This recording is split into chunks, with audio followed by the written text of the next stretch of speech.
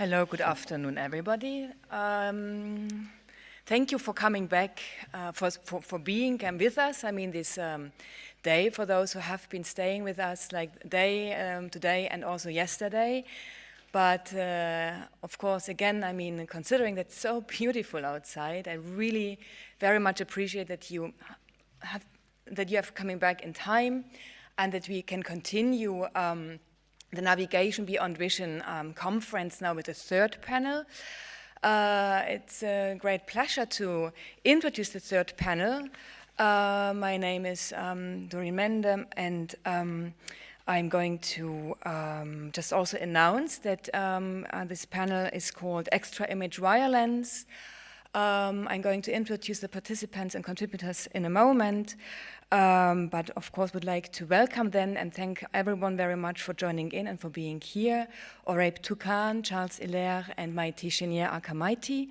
And for those who've come for Vasilis Tsianos, unfortunately he had to cancel quite short term. So we are going to have a panel with 3 contributions, quite also performative partly, and a discussion afterwards. Before then, we are going to finish this day with Coach Ashun's reflection on the whole conference. Let me begin with 2 quotes. One by Dolores Abernathy. These violent delights have violent ends, she says, which is a sentence as a leftover from a non-erased memory of the previously version of the Host, a community that is populating Westworld. The Host is an artificial created being, and this sentence, these violent delights have violent ends, operates as a code word that triggers the processing of consciousness among the artificially created being community. Another quote I would like to bring in by Oraib Toukan, one of the contributors of this panel, and I quote, "I either look or look away. I feel guilty because I am watching, but I am thankful always that it's not me in the image. I pinch my trackpad and zoom in. It's an iconoclastic file that contains the code of its own destruction."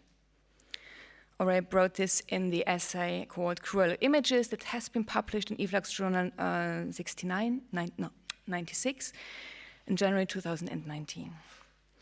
I would like you to invite to groove into this panel by a way of embarking on some sorts of a techno-pessimism, which I would not like to understand as a binary counterpart to a techno-optimism or a techno-positivism, but rather as a form of technopolitics. This techno-pessimism is difficult not to embark on in an era when we see how elections are manipulated by means of data mining and psychometric profiling. But still, we must use technology to fight capitalism, as James Wright reminded us yesterday.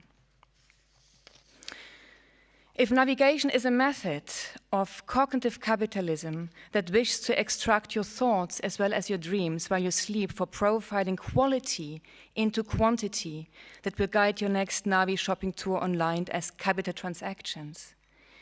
If navigation is the life support for algorithmic capitalism that lives on processing flesh into data, which turns body into property by engineering or abstracting or calculating race and gender as value-making systems.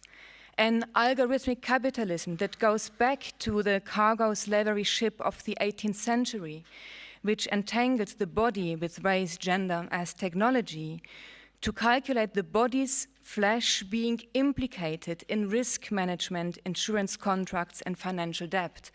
Something that Ramon Amaro has been beautifully and precisely analyzing in several sets of lectures, and also this entanglement of data, capital, and race as a long durée and a long risk we are still implicated in and struggling with and trying to find ways to get out. And I think this is a bit also like a continuation of the panel before, this amazing panel, by trying to look into possible forms of practices to politicize navigation beyond vision. That means, how can we activate a practice of navigation that sabotages the violence of representation that we must understand as a violence of spectatorship, by questioning, endangering, and understanding the concepts of gender, race, and class as mediums of reasoning. Reasoning, as Denise Ferreira Silva argues, is that movement of thought in space and in time which places violence at the core of actualization. In other words, this movement of thought results in that presupposed violence, not as an event, but as a formative condition of thought. A violence that constructs the juridical architecture to reason, the logical principle of the law of confrontation. That violence that is interiorized as it becomes the condition of possibility for science, law, ethics, art, and politics. So I hope this is, a point of departure to share with, to understand this condition of violence as a condition and not as an event. Is there a way to occupy or to abuse, to use Spivak's terms, navigation's mesmerizing capacity to model a world or to model worlds that is different or otherwise than the world in existence that Tito Steyer yesterday diagnosed with a planetary burnout? Or what would it need to evoke the project of seeing the Earth before the end of the world, as Fred Moten proposed in the Undercommons and that Jennifer Gabris today also introduced in her lecture?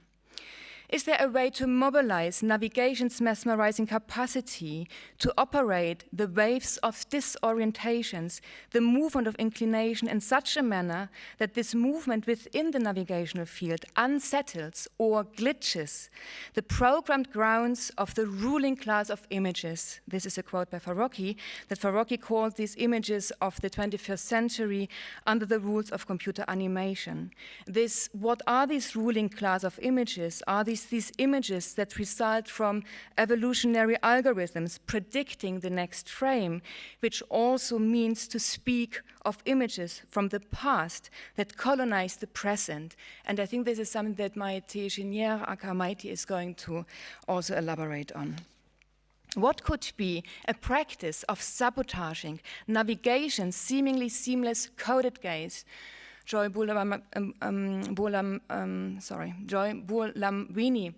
proposal that racializes and genders human bodies into archive social media and towards the possibility of encoding or inclusive coding below the entanglement of data, capital, and mission. I'm not going to process further. We are, of course, always short in time. This notion of the extra image, I'm sure that we are going to talk about that. It's a proposal to think the image beyond or below its kind of representational vision, and we have different forms of extra images. The extra image that could be a composite image, I'm sure that Charles Seller is going to talk about. It's this kind of a navigated image, and here we also can draw a differentiation between the navigable image and the navigated image. The navigated image is an image that is a composite of many arbitrary viewpoints. This is how Harun Farocki would have called this kind of shifted condition from montage to navigation, the arbitrary viewpoints that compose this kind of a shattered embodiment of perspective. Or this extra image also could be understood as an infrastructure that allows us to analyze and debate the inclinations of politics, economics, and law into the formation of these kind of extra visual regimes. This extra image also could be articulated through a sonic substance, and this is something that is we are going to encounter with Maïté's performance. So I would like to introduce the first contribution, the first speaker, Oraib Toukan, with a lecture presentation, Everything Under the Sun. Oraib Toukan is an artist and Clarendon scholar at the Ruskin School of Art, University of Oxford. She is author of the book Sundry Modernism, Materials for a Study of Palestinian Modernism, that came out in 2016 with Sternberg Press. And the film When Things Occur also came out in 2016, which also was the project where we embarked on a very intense conversation. It's a pleasure to have you here. Oraib, thank you for accepting the invitation, and the floor is yours. Thank you.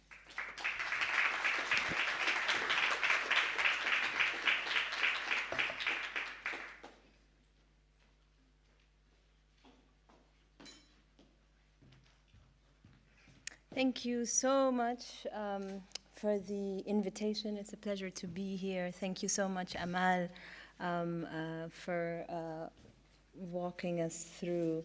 Can I just keep the black slide on first?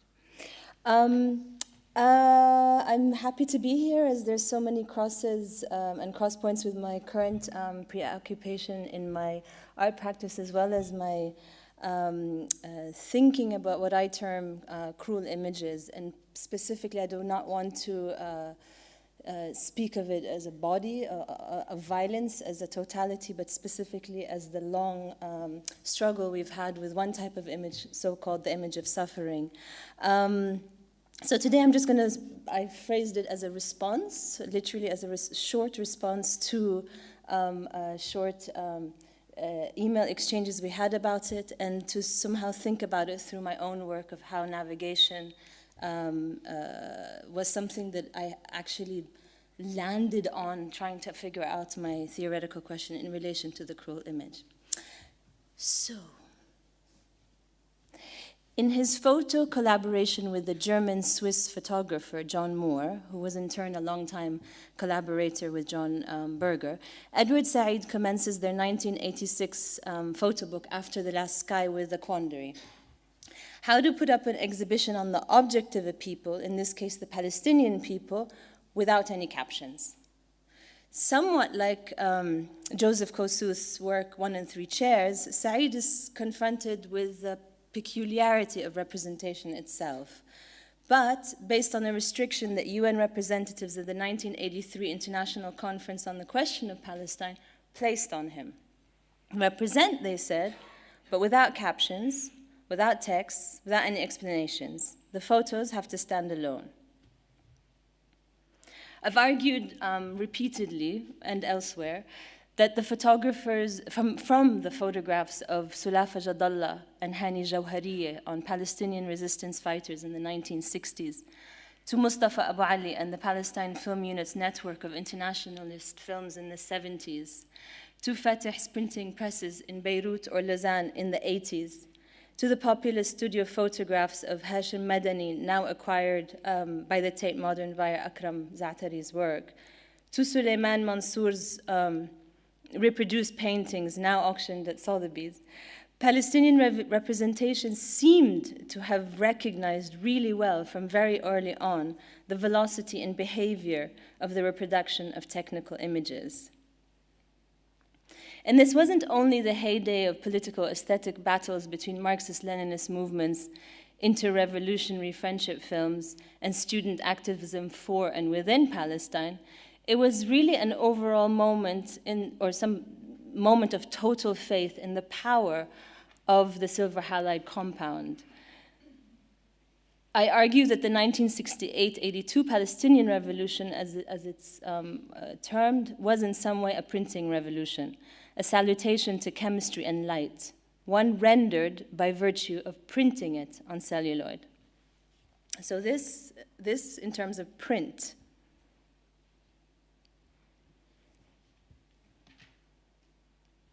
But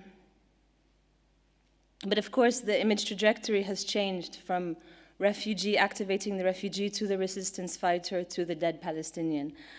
And for every image created, a chain of image fragments, skeletal abstractions of the originals can now be found in many bits on many hard drives all over the world. This is a photograph with a glitch that I first captured in the studio of a friend of mine, the artist Khalid Hourani, in Ramallah in his studio, who was working on the reproduction of Suleiman Mansour's burnt painting, The Martyr, Lina Nabulsi, 1976. Indeed, quote, "It's a very crowded place, almost too crowded for what it is asked to bear by way of history or interpretation of history," wrote Edward Said on Representations of Palestine in 1986. This before the proliferation and multiplication of these very representations. Said, in fact, impeccably called the Palestinians the image that will not go away. Quote, "To the Israelis, whose incomparable military and political power dominates us, we are at the periphery, the image that will not go away. Every assertion of our non-existence, every attempt to spirit us away, every new effort to prove that we were never really there, simply raises the question of why so much denial of and such energy expended on what was not there. But rather than demand a looking function, a gaze as traditionally formulated, that someone or something in a picture is making, images emanating from Palestine seem to point to a question instead. What exactly can't you see in what I'm seeing? The Palestinian story is as much a story about civil strife as it is about how best to show an injustice that feels like it cannot be seen. So here we have a second quandary, a massive disjunction between over-representation of the Palestinian subject and a genuine frustration with an inability to see that subject. It's been well said that too many, or maybe still said, and traditionally said, that too many images of suffering anesthetize viewership. Equally, that the capitalist economy of images has been overriding the details in those pictures. Most importantly, and as noted by Amal Bashara on specifically US media coverage, is on the violence of objectivity itself, on the violence of the objectivity of the medium in perpetuating that violence by entirely obscuring the difference in the scale and type of violence experienced between two peoples, between stateless Palestinians and Israeli citizens. Even calling it the ongoing cycle of violence between Israelis and Palestinians, etc., as explained in Dina Matar's work, can be as derogatory to the concept of violence as it is to the perpetuation of this violence by constantly framing it as a cycle that cannot be escaped. But I argue, or I question, could it also be a fracture in the depth of field at which the representation of violence and suffering in specific is being viewed? In a picture, depth of field is the spatial distance between the nearest and farthest subject that are perceived to be in acceptable focus. 2 years ago, the Palestinian collective Subversive Films published archival notes once written by the Palestinian revolutionary cinematographer Hani Jawharieh. Hani Jawharieh was a member of the Palestine Film Unit, which was a collective of image makers that first operated out of a photo darkroom in Amman, Jordan, 67-68, where Yasser Arafat was said to once have hidden that darkroom following Black September.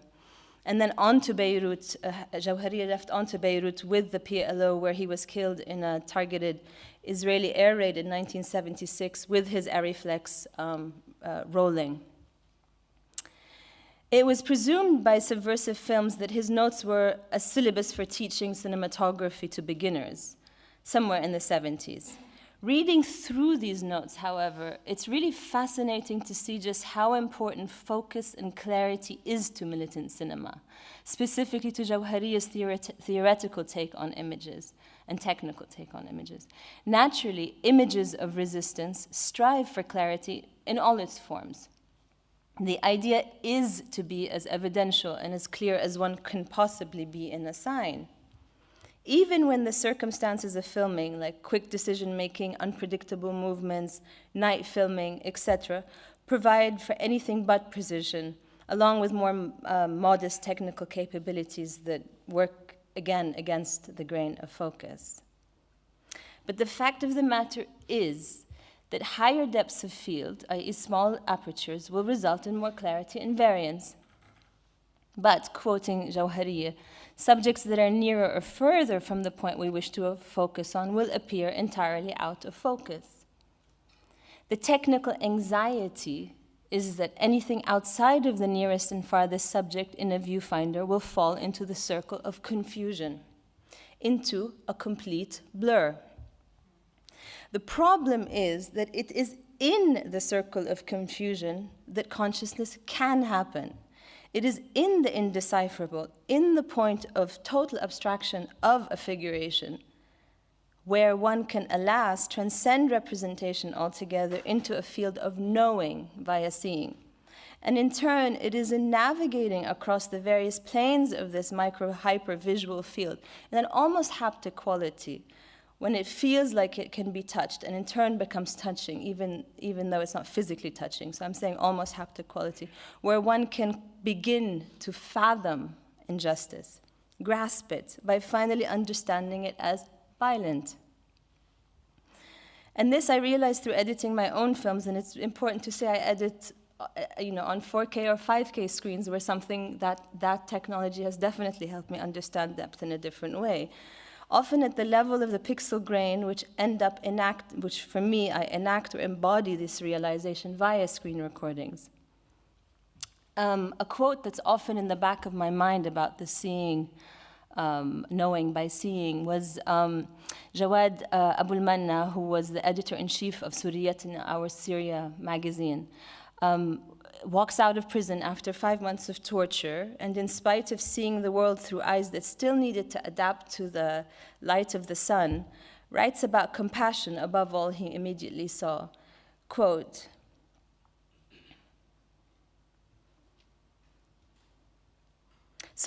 empathy, understanding by simply looking at him and not knowing much, resonates most in the account. Now I can quote him. A man selling water was one of the first things I saw. I took the first bottle and drank it in seconds, then the second, the third, and the fourth. It was the first clean water I had had in months. The man refused to take my money. He found a driver to drop me home. The driver also refused to take my money. I'm going to include an excerpt of a film I'm currently working on.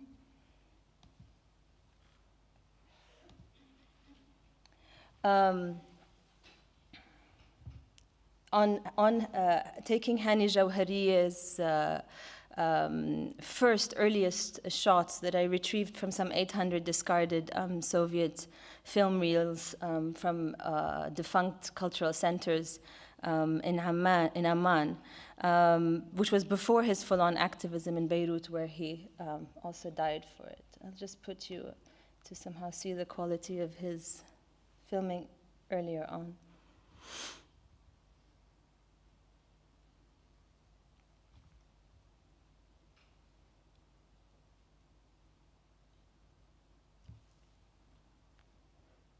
The shots of refugees escaping here from Palestine to Jordan in 1967 over the only crossing that still exists across the River Jordan between both territories. He also, Hani, was a refugee from Jerusalem.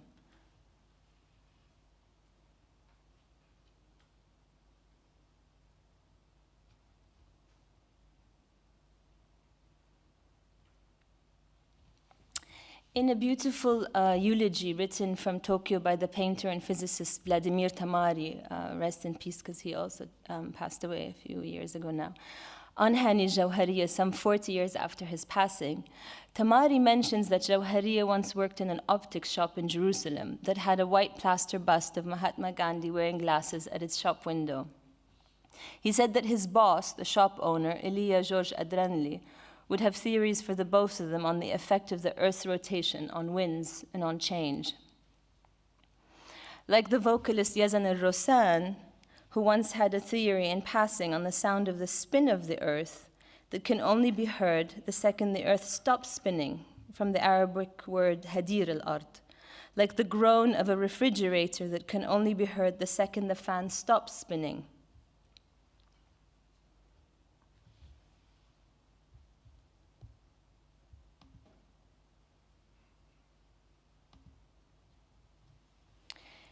Navigating outside of the optical sphere, in the grain of a pixel, might just be the beginning of filling in for that sight we have yet to see. Much like anamorphism involves a shift in perspective that gives a viewer a vantage point to see something that was previously unseeable. An intentional distortion, if you will, of a visual field that transforms a reality through a simple drop in the depth of field. And in turn, much like the exact moment for me a few weeks ago, the exact moment at the stage, when the stage curtain falls and crashes to the ground in René Polish's recent play, Cry Baby, at the Deutsche Theater, along with a long white bedroom drape forms the background of the entire play until it crashes and falls, and then you realize the copious depth still left to the theater. And the farthest visible point to us as spectators then appears as this black sheen drape hung in folded layers with even more dimensionality. Equally for me, in my own films, zooming into a picture as an archaeological space and only then grasping just how organized and rigid resolution is and how harsh that grid can be. It's at that point that one can begin to comprehend just how co-optable the picture of suffering can be, precisely because it can be used as an instrument of fear by the perpetrator, like a trophy of war. I'll show a short excerpt from the 30-minute film, When Things Occur, that was based on Skype conversations with image makers based in Gaza, I was trying to figure out how exactly the gaze can get channeled within the digital realm, and thinking about the behavior and political economy of the image of suffering as an object, roaming within an economy. I'm actually going to show this one instead for time reasons. 40 ساعة كان كل تفكيري إني أنا يعني بكى، وإنه في ثواني كان ممكن أكون الآن لحالي، وإني أولادي راحوا مني، أسرتي بطلت مش موجودة معي. اليوم أنا بفكر إني كيف بدي أدفنهم زي الناس التانية اللي أنا بصورها كل يوم. شوفي كيف المفارقة الضخمة، هذه أعنف مفارقة ممكن إنه أنت تعاني فيها في شغلك، في تصويرك لأحداث، وأنت لوكال في المكان اللي أنت بتصوري فيه.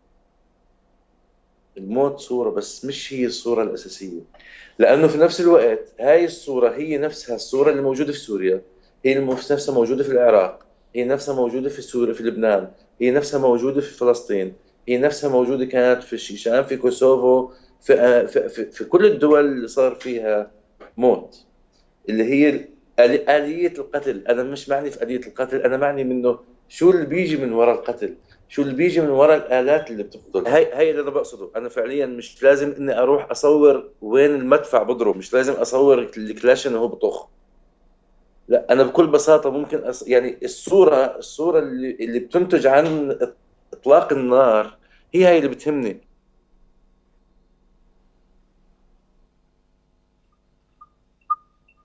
Game of Thrones.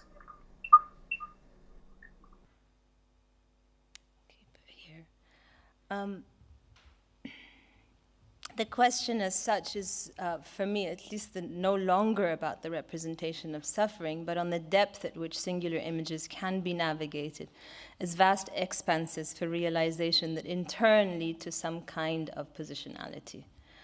And to this I ask, how does the flow of images emanating from the idea of Palestine, and that have for so long strived for clarity, function in a field that can come to embody the mechanics of the digital gaze? A dance across the spaces and planes of an image to navigate its more tender cracks and fissures. A prompt, if you will, to dig and excavate somehow the tectonic superstructures of images as landscapes to the point of re-honoring abstraction. I'll include another clip from another world. This is 2017 Palace of the Slave. which takes the site of ruin, literally a site of ruin, as one that gets retroactively often narrated by cruel folk, by comparing pixel to strata and the representation of landscape as it's already been represented.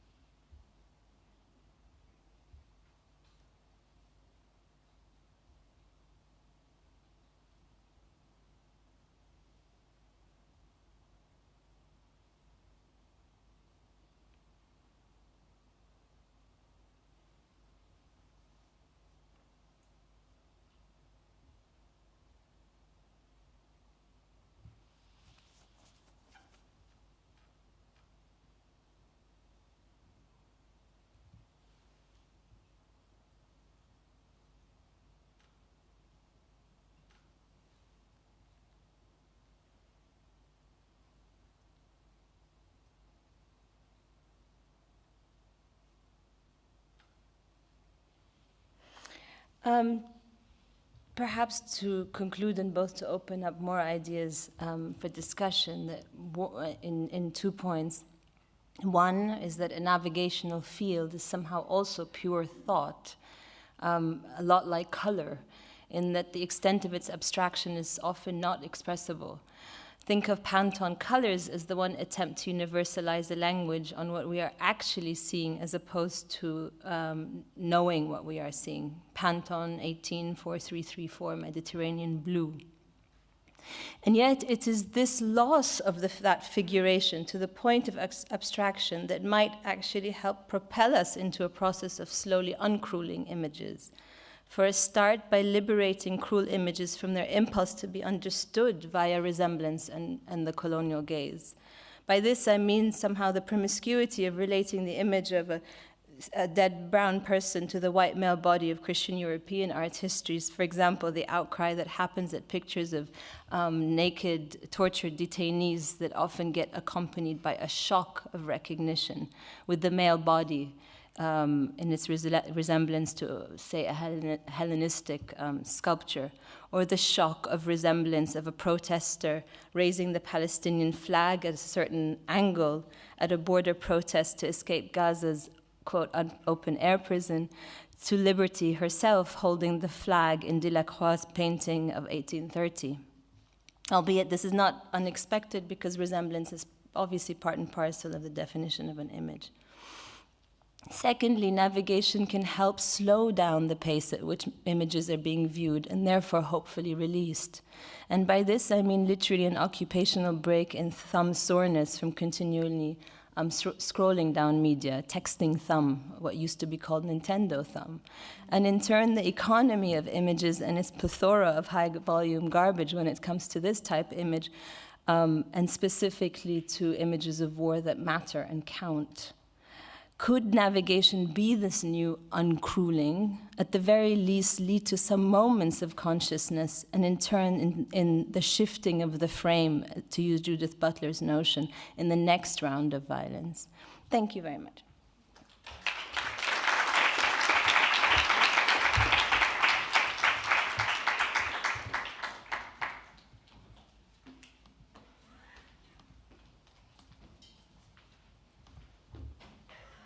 Thank you very much, Oraib. I would suggest, in order to proceed, if you have questions, is there like an absolutely urgent question, like an understanding question? If not, I would like to propose to proceed with Charles Hilaire.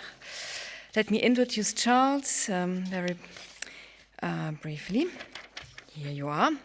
Charles Hilaire is a researcher and a filmmaker whose work has a long-standing focus on the politics of migration within and at the borders of Europe. In 2015, he completed a PhD in research architecture at Goldsmiths, University of London, and is currently conducting a postdoctoral research supported by the Swiss National Fund, SNF, at the Graduate Institute in Geneva. In 2011, together with Lorenzo Pizzani, Charles co-founded Forensic Oceanography, a collaborative project that has developed innovative methodologies to document the conditions that lead to migrants' deaths at sea, and which has generated human rights reports, articles, and videos that have been exhibited internationally. Thank you, Charles, for agreeing to come to Berlin. The floor is yours. Thank you.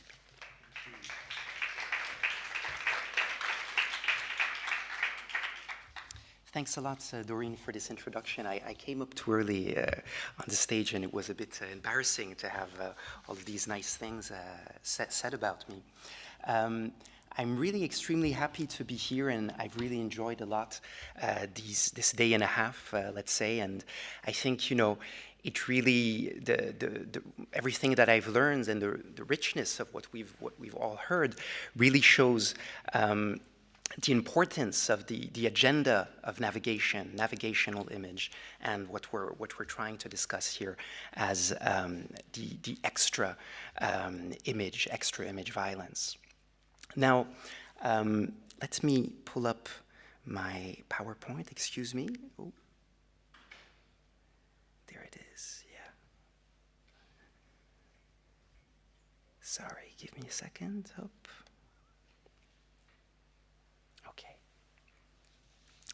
So what I'd like to do in this brief presentation is to chart a path cutting through the research led over the last years by Forensic Oceanography, the project that I co-founded with Lorenzo Pizzani, within the Forensic Architecture project at Goldsmiths. And what I want to underline is the shifting terrain in relation to which we have constantly had to reposition ourselves and our practice, shifting forms of what we call liquid violence, but also shifting forms of the aesthetic regime operating across the Mediterranean Sea, the constantly changing conditions of invisibility.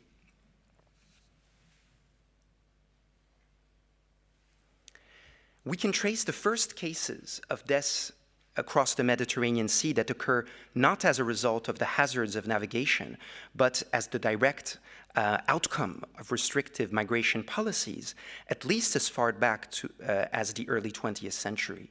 For example, when France sought to reimpose strict migration controls on the colonized Algerians after having recruited them during World War I, Algerians sought to evade controls and attempted to cross without authorization, for example, by stowing away. As today, however, their movements, this made their movements more precarious rather than stopping them, and led to early cases of deaths during the crossings. In 1926, more than 20 Algerians were found dead in the hold of the Sidi Ferrouche, which you see pictured here, a commercial ship which connected Algeria and France, and on which they had stowed away. While the ship could be an object of remembrance that colonial immigrants would write about on postcards such as you see here, for the Algerian passengers, it was their last travel. This case speaks of the uneven mobility regime that was imposed by European empires across the sea as of the 19th century, and which has been perpetuated up to this day.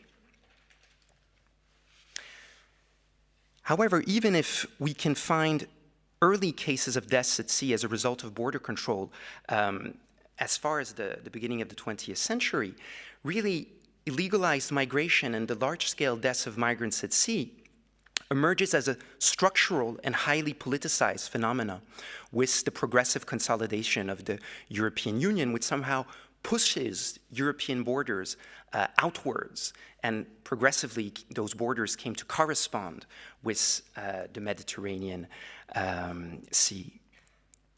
And in the 90s, at the same time as that space came to be unified and freedom of movement was instituted within the Schengen area, visas were increasingly denied to migrants from the global south.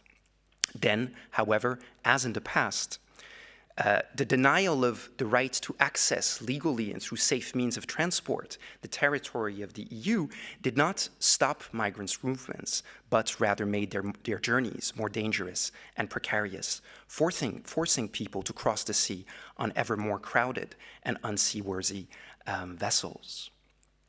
And since the beginning of the 90s, NGOs such as United Against Racism have counted more than 30,000 deaths at sea. And of course, there are many more which have gone undocumented.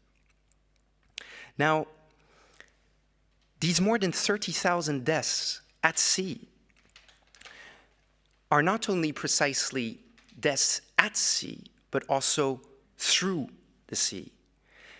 A sea which has been turned into a deadly liquid as a result of the EU's exclusionary policies, which precarize their crossings. Water, if you will, has a geopower which simultaneously enables migrants to use it as a surface for navigation and contest the exclusionary border regime, but is also used by states and turned into a deadly liquid. Water inflicts violence in indirect ways, mediating between state policies and practices on the one hand, and the bodies and lives of migrants on the other.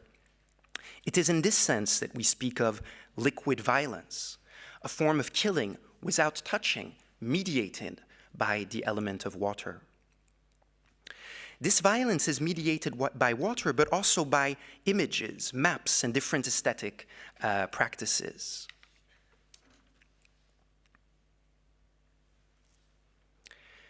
We have become accustomed to the countless and almost interchangeable images of intercepted boats that circulate daily in the media. These images drift from article to article, often over years, and are often completely decontextualized. And in their circulation, they participate in the production and reproduction of the border spectacle, a term coined by Nicolas de Genova. Through them, the threat of illegalized migration and the securitization work of border control are simultaneously made visible and naturalized in a circular way. If migrants are being intercepted through militarized means, it is because they are a threat. If they are a threat, then they must be policed by all necessary means. The circulation of these images thus plays a crucial role in the production of a sense of crisis and enabling exceptional responses to it. This, however, is a highly selective spectacle that hides more than it reveals. By focusing on the scene of border enforcement, the conditions that lie before the state production of illegality through policies of exclusion, but also after the future exploitation of illegalized migrant labor, remain hidden as an obscene supplement. So do the structural violations that are but the product of the migration regime. And when images revealing the violence of the border exist, states seek to keep them invisible. This was the case in what has come to be known as the Left to Die boat case, in which, at the height of the 2011 NATO intervention against Libya, 72 migrants fleeing Libya were left to drift in the central Mediterranean for 15 days, despite several distress signals, despite having been overflown by a helicopter, despite drifting in proximity to a large military ship. The reluctance of all actors to rescue the drifting passengers led to the slow deaths of 63 people. There were a number of photographs that were taken at different moments during these tragic events, which we reconstructed in collaboration with a network of NGOs towards strategic litigation. But amongst all of these images, only one of them has been made public. This image that you see here, an image taken by a French surveillance aircraft at the very beginning of their journey and sent to the Italian Coast Guard with the exact coordinates of the vessel. Several other photographs, however, have remained inaccessible and continued to haunt our investigation. One particularly striking instance of image production during these events occurred after 10 days of drift when almost half the passengers on board had already died. Then the boat was approached by a large military warship, which came up to 10 meters from the drifting passengers before abandoning them to the deadly currents. Dan Haile Gebre, one of the survivors we met and interviewed, recalls this encounter. This one is the boat of Hat, okay? Mm-hmm. The ship was there, okay? The ship, okay? You mean this distance? No, it's very long distance, okay? Ah. Almost 700 meters, something. Mm-hmm. But they are watching that, okay? So they made a rotation Around your... around that, okay? At the third one, they come like this. Very close. Yeah, very close, around 10 meters or 9 meters. We cannot close to them because it's too much. The weather is not good. Sure. We're just watching them. They are watching us. We are showing them the dead body, something to help us, okay? Some of the people are drinking water. Only the people who are in the boat, only taking pictures only, nothing else. Why do you think they were wanting to take pictures? I don't know. They're checking pictures, okay? A lot of pictures, okay? But we are asking them for help, not to take out something to Right. waiter. Could you speak to them? Yes. And what language would you In speak? language, in English, okay? The guy there in French, okay? Somebody was speaking French to Yeah, them. French too. I speak to them, okay? How But they many- can't speak to us. Only taking pictures.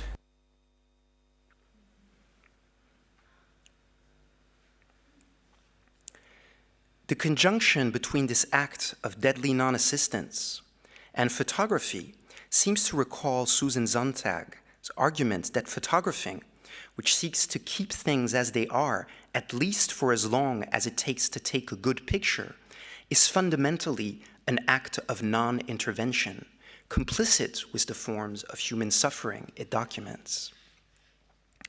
And yet this argument cannot describe all acts of photographing, starting by that the passengers themselves recounted to us. They were also photographing these events with their mobile phones. And in fact, during this very moment that Dan Haile described, he told us how, while they were crying, begging the military for help, waving, they were also taking photos and videos of this event. And so this lethal form of inaction, this killing without touching, was also a moment of encounter, not only between the world's dispossessed and the militaries of one of the most powerful states on earth, but also an encounter between photographers, with each photographing each other. The images produced by both parties in this encounter have remained hidden to this day, probably stored on a flash card or on a computer hard drive, and yet inaccessible. In absence of these incriminating photographs and of external witnesses, our investigation into the case of the Left to Die boat attempted to reconstruct what we might call a composite image of the event by piecing together several different fragments of information scattered across a vast assemblage of remote sensing devices, which states use routinely to detect threats across the maritime frontier, and which we have sought to repurpose, to redirect their light, not towards the acts of unauthorized border crossings, but instead against the violence of border themselves. So what we did is that in addition to the detailed interviews with survivors such as Dan Haile Gebre, whom you just heard, we combined these testimonies and corroborated their account of events with a number of other forms of evidence, such as distress signals containing georeference data and confirming that all vessels in the area were informed of the exact position and condition of the passengers as they began to drift. We also relied on an oceanographer who reconstructed the boat's trajectory through its 14 days of drift through NATO's maritime surveillance zone. And we then used satellite imagery to try to detect the presence of large vessels in the area, many of which would have been warships at the time. In fact, on the 24th of March, only a few days before the migrants' vessel departed, NATO announced that there were 38 warships in operations off the Libyan coasts. And by assembling these different technologies, sources of evidence, we could reconstruct this chain of events meticulously through those 14 days of drift and those different encounters. We were unable, however, for example, to identify the exact identity of the warship, since the satellite imagery that we could acquire have a resolution of 75 meters, meaning that every pixel corresponds to 75 meters. And so a large warship of, say, between 75 meters and 150 meters would be approximately 2 pixels on those images. But our reconstruction, these different figures that were accompanied by 100-page report reconstructing these events, were sufficient to serve as the basis for several legal cases against the different states taking part in the military intervention against Libya, in France, in Italy, in Belgium, in Spain, in particular. And these cases are, in fact, still ongoing, which should, tell you something about the limits of the potentials of recourse to justice and strategic litigation, even though I would argue that strategic litigation is fought both within the court but also without, and that the report had other effects beyond the absence of justice for this crime.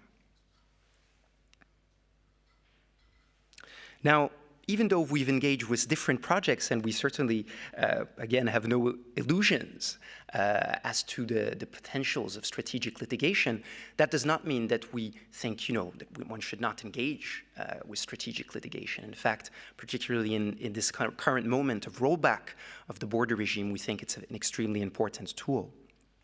And I want to discuss now cuts between several years, in fact, and discuss the last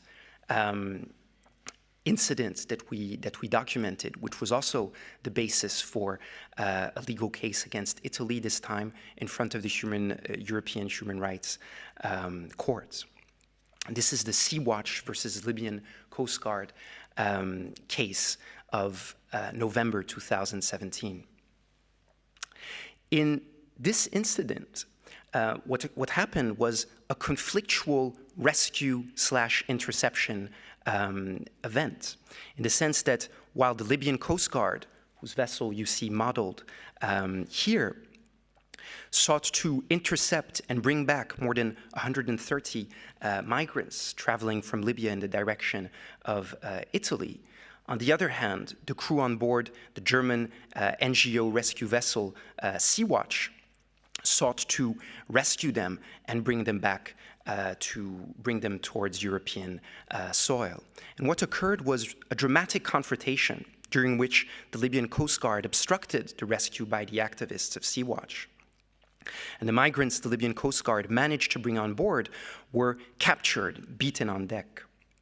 Some managed to jump overboard to reach the NGO instead, but also risked their life in the process. In total, at least 20 people died before and during this violent encounter, and as a consequence of the conflictual and chaotic situation.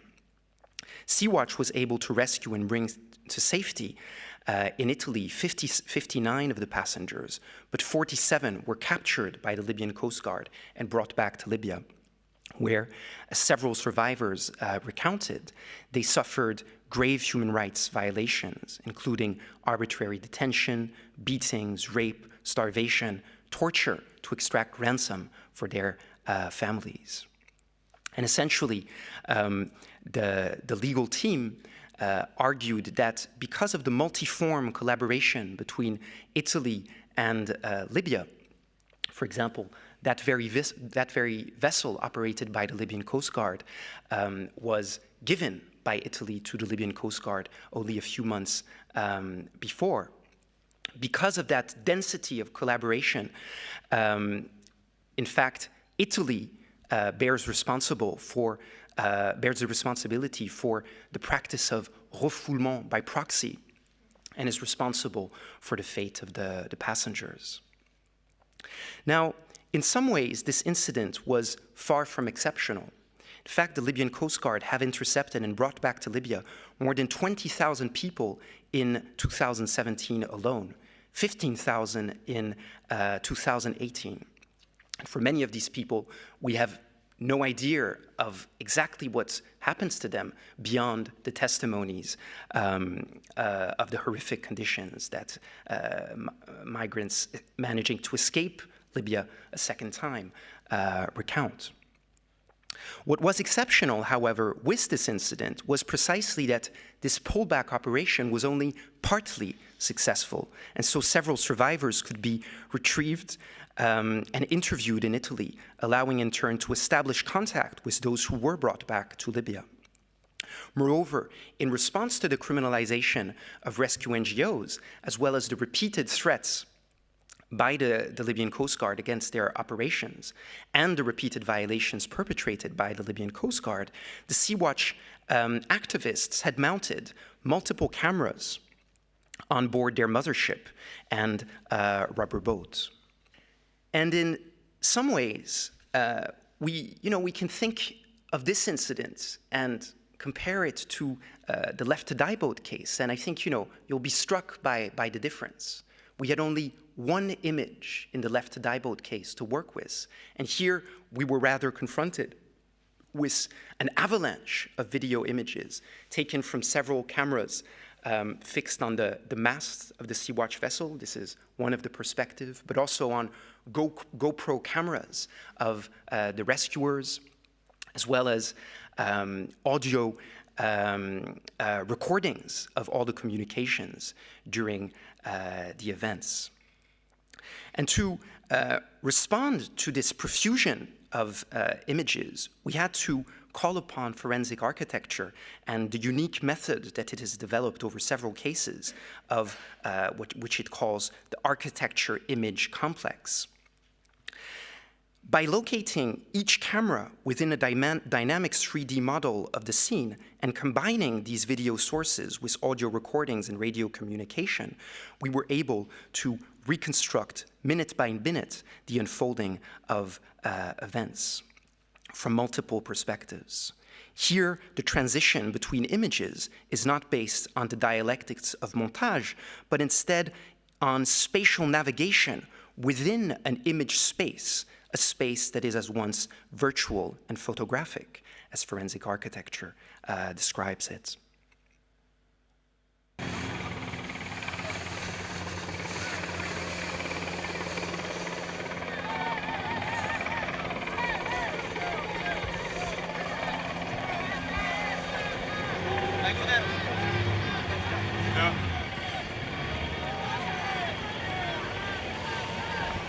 Gennaro, can you prepare the life vest, please? Some of the intercepted migrants, fearing their treatment in the hands of the Libyan Coast Guard and in Libyan camps thereafter, attempt to reach the ribs of the European NGO instead.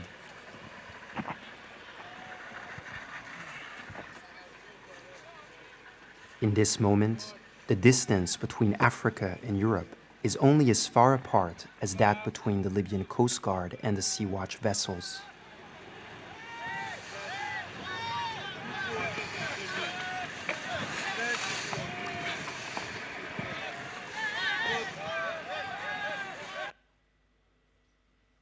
From the perspective of a mobile phone video shot by the Libyan Coast Guard, we can see that by pulling the migrants' boats towards its side, it risked making it capsize at any moment, thus endangering the passengers' lives.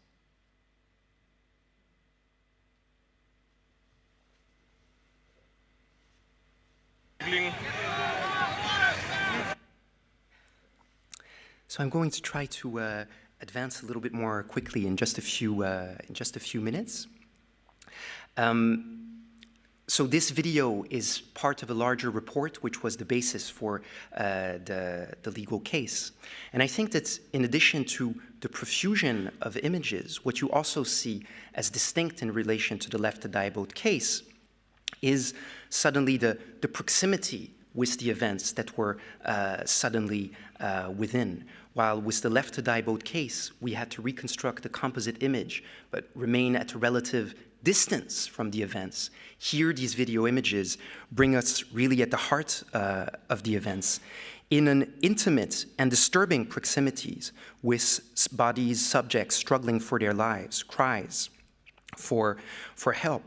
We're faced with, say, radical precarity and death. The video also includes images of a person who drowned. And dealing with such imagery, even if the survivors who we worked with wanted these images to be shown, conjures extremely difficult questions. How to contest the violence of the EU's outsourced policies of border control without reproducing other forms of violence in the process?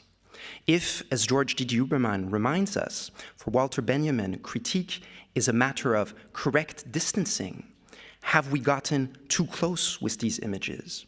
How to reintroduce distance from within this extreme proximity?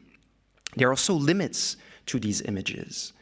What is registered in the profusion of images, which seems to somehow document the event in its totality, but what is left out of those images, unregistered by any image?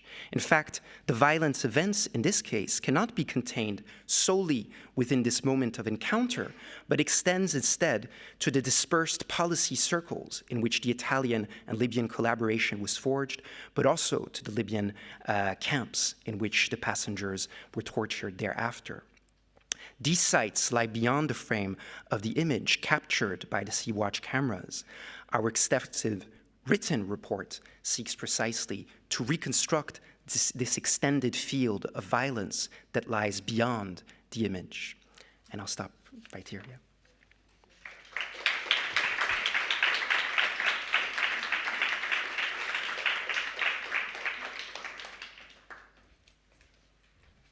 Thank you, Charles. Is there any immediate super urgent question?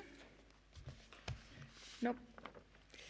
So it's a great pleasure to introduce and announce Maîté Chénière, aka Maîté, who is an artist, a researcher, a DJ, and a curator born in Paris in 1992. They graduated from the CCC Critical Curatorial Cybernetic Research Master Program at the HED Genève. Their visual and sonic research practice is focused on queer people of color's cultural productions, mixing theoretical and popular knowledges to create an emancipatory discourse. As an Afrofuturist DJ and founder of the House of Batch Extra, they travel through time with music and tell the stories of people that tend to be silenced by daylight, making space for a multiplicity of bodies and identities and reclaiming the dance floor as a special platform for expression and togetherness. Maîté is going to perform Nexus Archipelago as a sonic theory performance. Maîté, the floor is yours. It's a pleasure to have you here. Thank you.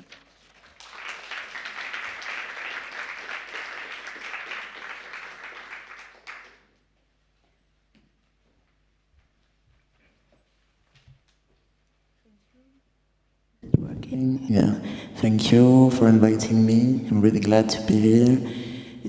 I'm not used to this kind of context, but I think it makes sense to present here. And I also would like to thank all the speakers those 2 days for sharing their work. So.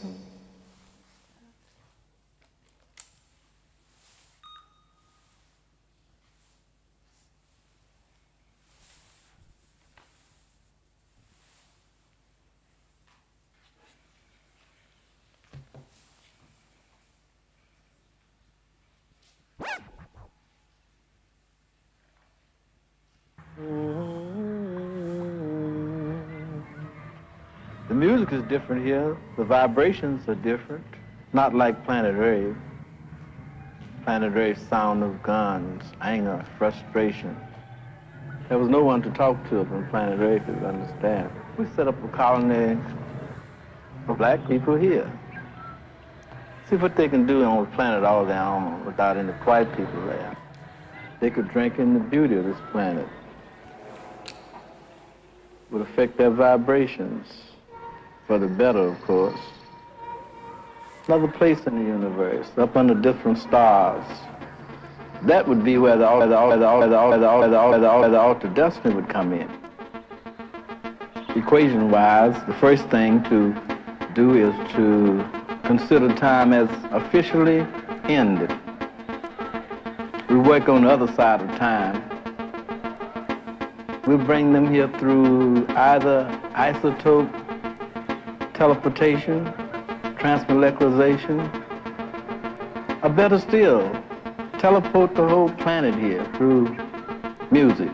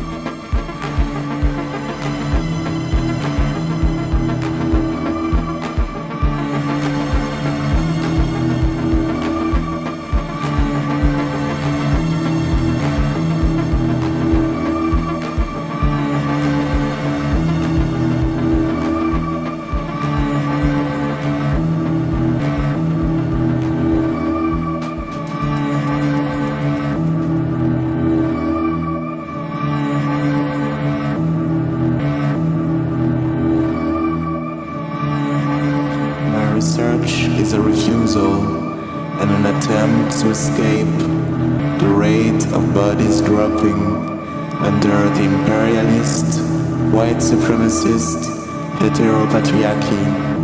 It is paradoxical because the research process is slow and the violence can be slow as well, but is largely accelerating. Hence my focus on time manipulation as a political empowering tool. This conception of time is rooted in an Afrofuturistic practice of sound, from Sun Ra to the underground resistance, all the way through house and hip-hop music. This practice has become a methodology.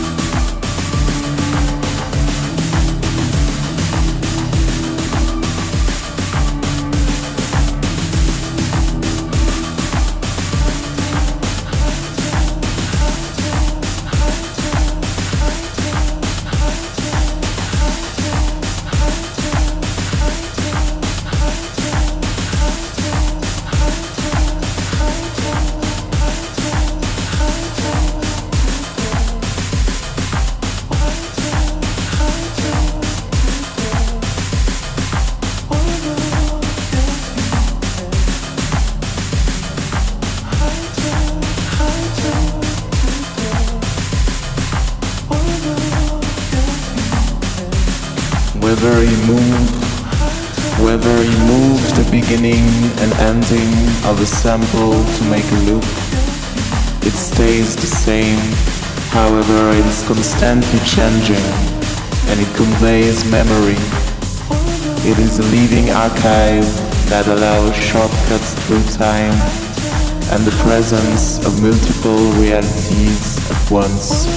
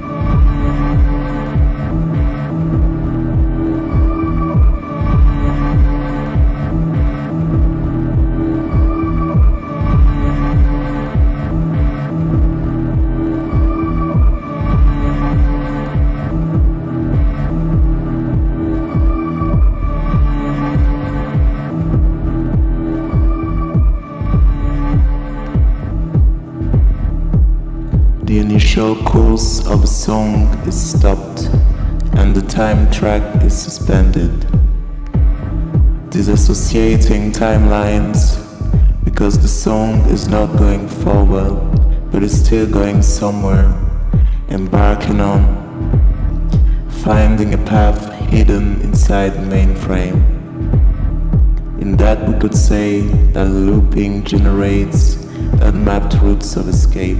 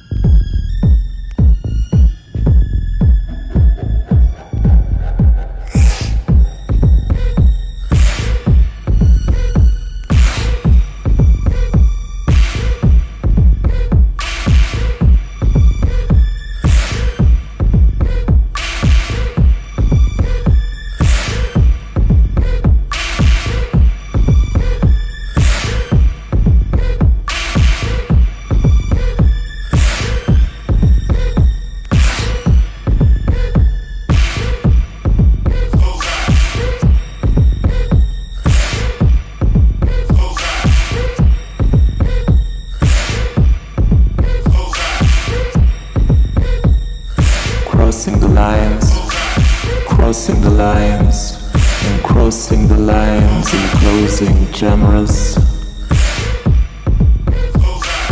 blurring them by introducing porosity is a virtue of the transition. Crossing the lines and closing genres, blurring them by introducing porosity is a virtue of the transition. Then it engenders new beings, sonic creatures, fluid hybrids.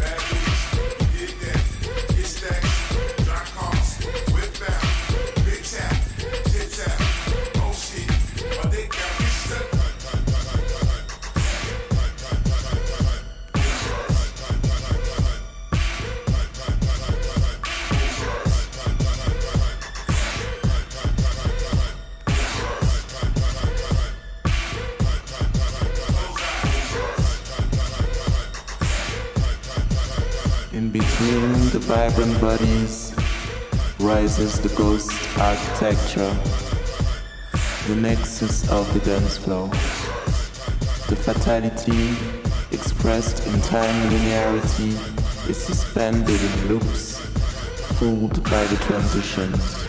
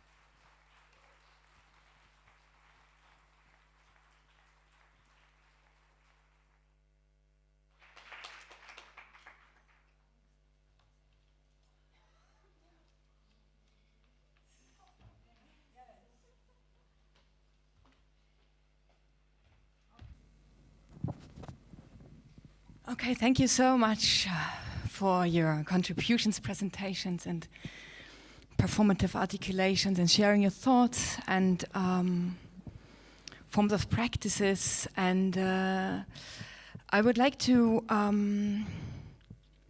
depart from that what's been discussed earlier, but I think that is also what is constitutive for the navigational condition, is this kind of a form of a synthesized form of knowledge or a network of practices that composes this kind of possibility to articulate that spectrum that has been earlier discussed as the spectrum between the fragmentation and the coherency, through which a form of interpolation, a form of, becoming a subject is possible to emerge.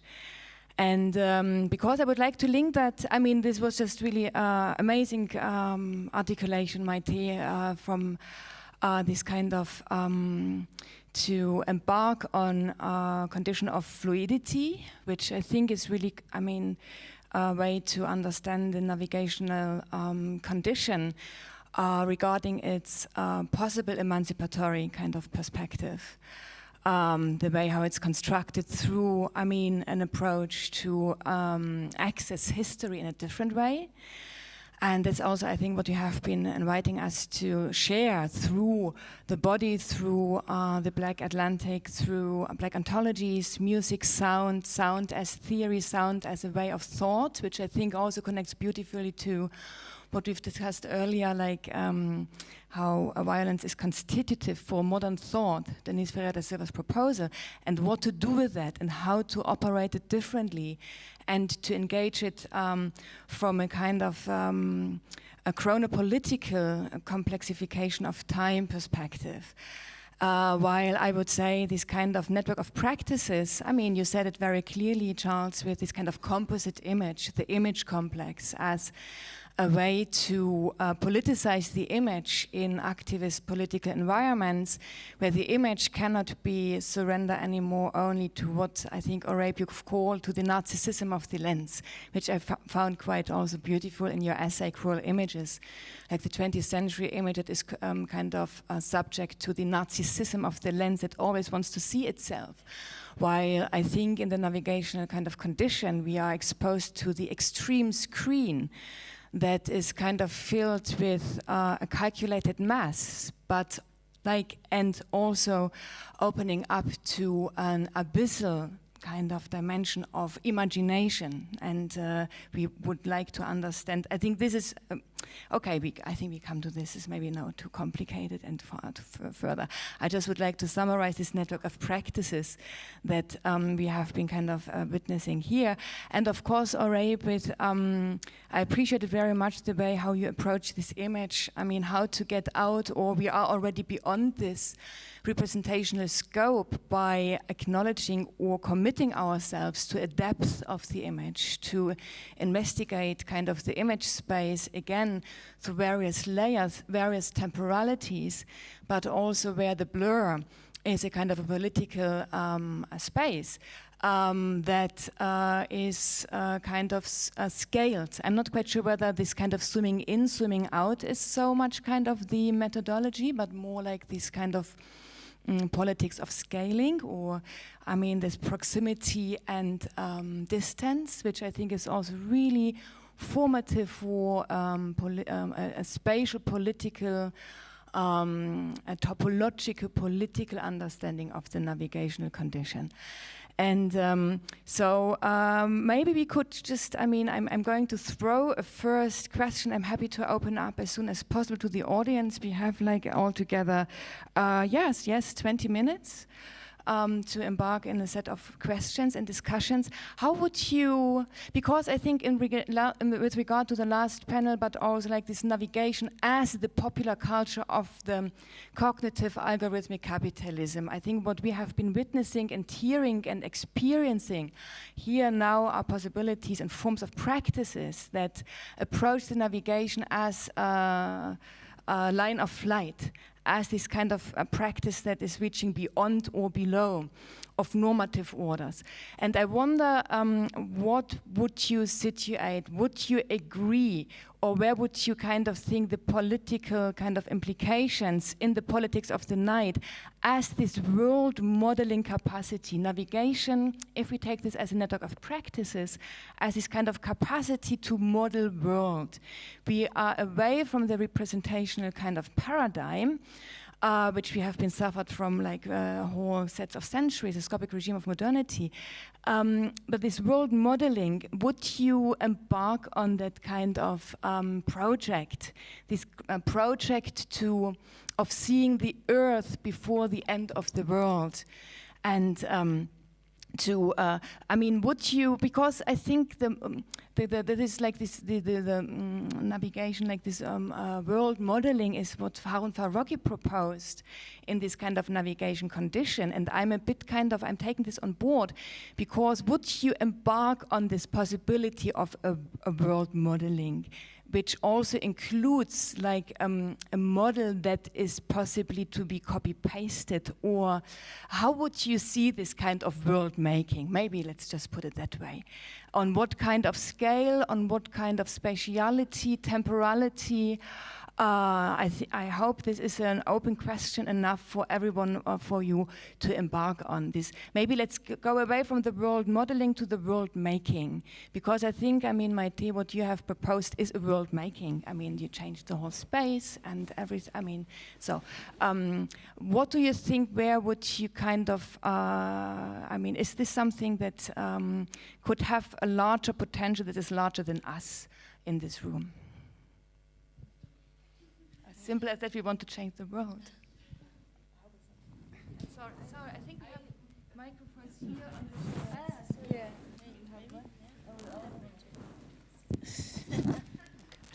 the I just maybe want to say, because just maybe a reaction to the modeling, and that we have finally left representation. I think maybe perhaps some frustration to me is that this idea that we are at a tabula rasa, that we are here, and it's this is the way of experiencing, and that navigation is the norm and is the future. I have an aversion to the tabula rasa. And in the last book, the idea of, for example, in Sandrai modernism, the reason I entered it is trying to think of what is this Palestinian relationship to starting forward-looking, future-looking, without sort of placing it within, in this case, a history of representation. I never quite felt or understood how it is an extra image. I still think that history of representation is important. We are still talking about a kader. We are still talking about a frame. Until we leave the aspect ratio, until we begin to think outside, if someone can offer how to get out of aspect ratio, then I have exited into that world. So I think just to say that historical relationship is important.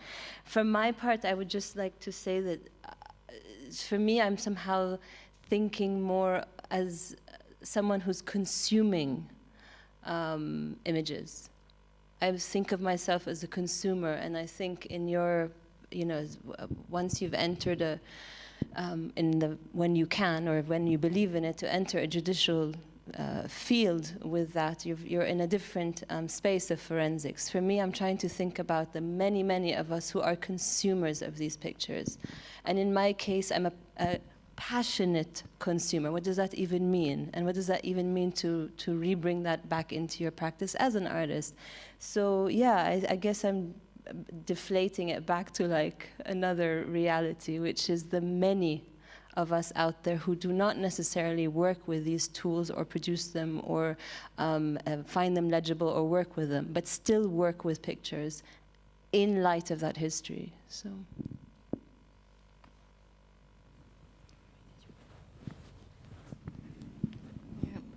For me, it's more like shaping space and finding, like, maybe moving from spaces that are oppressive and like with true sound and sonic technology, maybe more precisely dance music and the practice of DJing, like bringing some histories of people that created those musics and that had special struggles that they were able to process through this music and to find a way of togetherness and also a way to create their own image of themselves and being represented by themselves and finding a way also to shine through this special gathering, so mainly the clubs and all the culture that goes with it, and so it's more in this like moving from like an actual space and through sound that is like attached to another time frame. So like for example playing house and then transitioning into more voguing music and creating dialogues between those different scenes that have things in common, or in creating a dialogue and a way to shift and evade being stuck or escaping.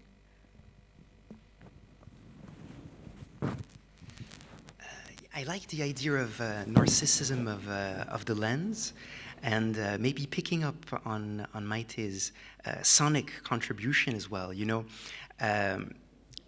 when we think of tools for oceanography, most of them, the most effective one, rather use sound, right? Sonic waves. Think of sonars, right? Rather than light. Light doesn't travel very far under the surface of the ocean.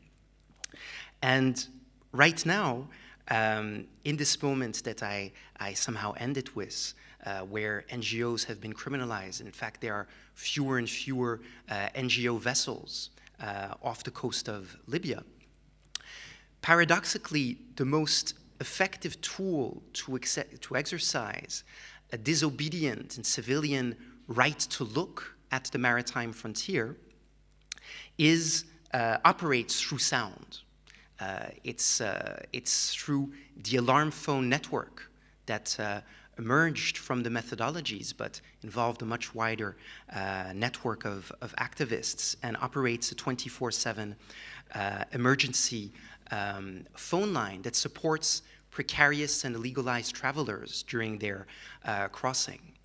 And picking up as well this question of proximity and distance, I'm really interested in the way, in a sense, we can think of this as a kind of a form of topological solidarity, which is both very far, because the activists operating this line might be in Berlin, they might be in Tunis, they might be in Rome, they might be in many different lands-based cities across Europe and North Africa. But through this phone network and the sense of sound, they are hearing the voices of these precarious passengers as if we were speaking to ourselves right now. So there's a topological relation, if you will, in this form of solidarity, which is seeking less to document violations that have occurred in the past than to support migrants' already existing freedom of movement, but a highly constrained freedom of movement in the present. And so, you know, in that sense, I would connect back to the question of making worlds. And here I would see, you know, one of the demands that emerges from migrant struggles and solidarity movements is that of freedom of movement. And even though we want policies that no longer force migrants from the global south to embark on such perilous journeys, at the same time, we want to support their already existing freedom of movement in the present, no? I would have more questions, but since we are a bit tight in time, I would like to open already to the audience. And are there remarks, questions, needs for clarification. Oh yes, please, yes. Is there some mic? Oh, thank you, Dunya.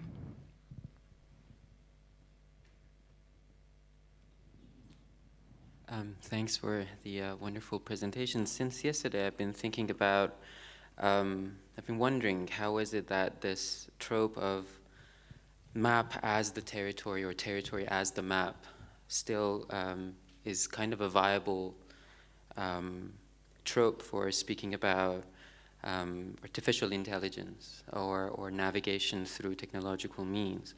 And there's this notion of analogy which taps into anthropomorphism that I think is really key here. And I was wondering about it in relation to cruel images. And, you know, because as far as I understand, like your theory of cruel images is when like this tradition of evidential documentary that tries to resemble a certain factual condition kind of dovetails with, you know, the a kind of logic in which vision and reason, sight and thought are the same.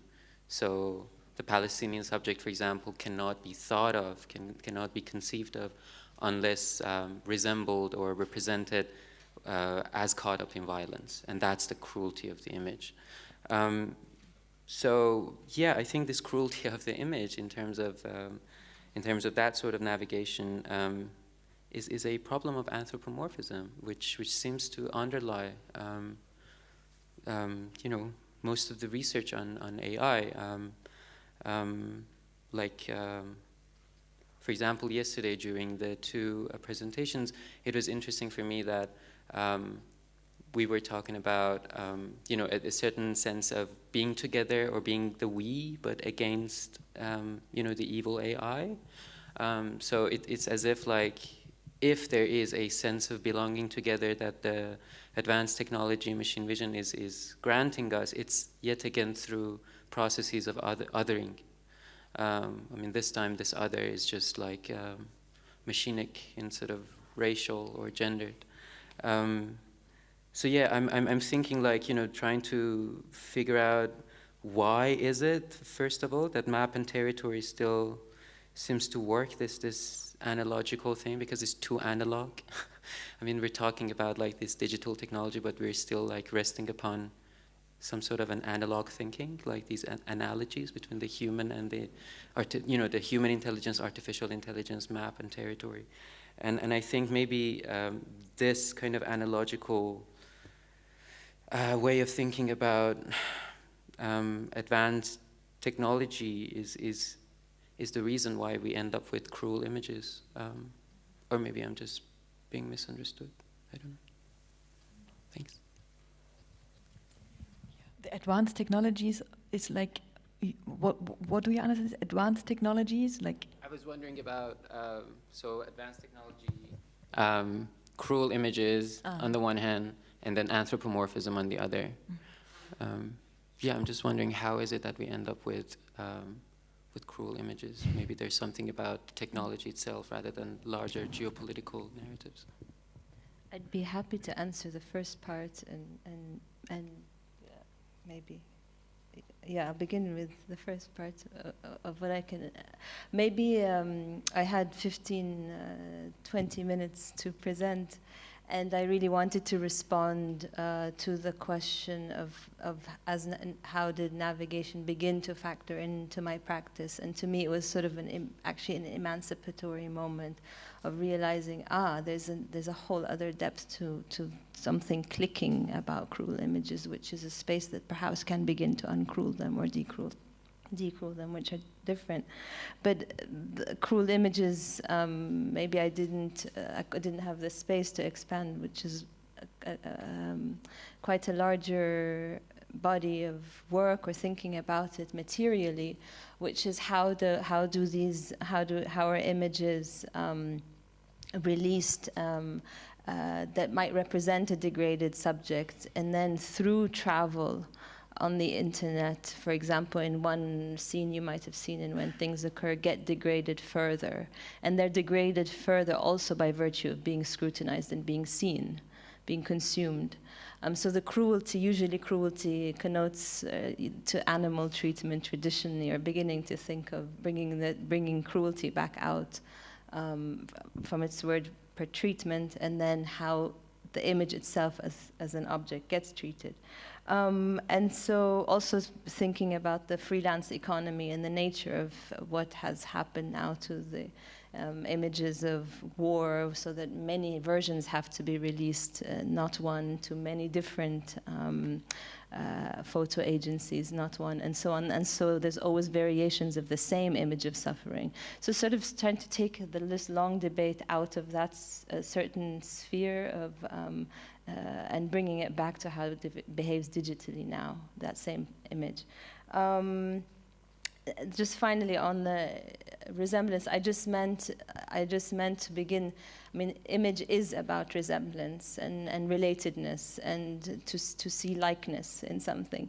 And so starting to think also in more the promiscuity maybe of how the same picture, Abu Ghraib was one example of the detained body that there was so much outcry was because it resembled a pool of European Christian history of looking, Christian European history of looking at suffering. And the same thing with, for example, images coming out of Gaza that necessarily hold a slingshot and a flag have to represent liberty in Delacroix or whatever,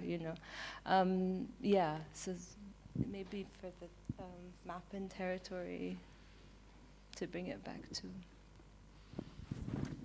I can somehow pick up on the question of the map, territory, map navigation that has been one of the threads throughout these days, and I think I would very much agree with Patricia's discussion earlier on looking at the many interrelationships between map navigation, and maybe think about, let's say, in my work, what has maybe been more important, but really corresponds quite closely in a sense, is the idea of route as abstract projection of an abstract of movement in abstract space. No, I want to go from point A to point B, and the concept of trajectory as embodied movement in space.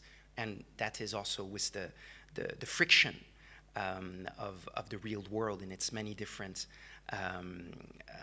forms and dimensions. And yes, again, maybe to think to look at the many interrelations between routes, trajectories, maps, navigation. I'm thinking of one particular case of another case of non-assistance that we reconstructed. Many of you might remember the 3rd of October shipwreck close to the island of Lampedusa, but actually on the 11th of October 2013, another boat on which were traveling mostly Syrian refugees sank a little bit further, with more than 200 people drowning in that incident. And in fact, it was one particular person on board, Dr. Jamo, who communicated with the Italian and Maltese Coast Guard as he contacted them through his satellite phone. And he knew exactly where he was, thanks to his own mobile phone, right? He was able to establish some kind of satellite connection even in the high seas. So, at the same time as he was traveling across this space, he was also looking at his mobile phone.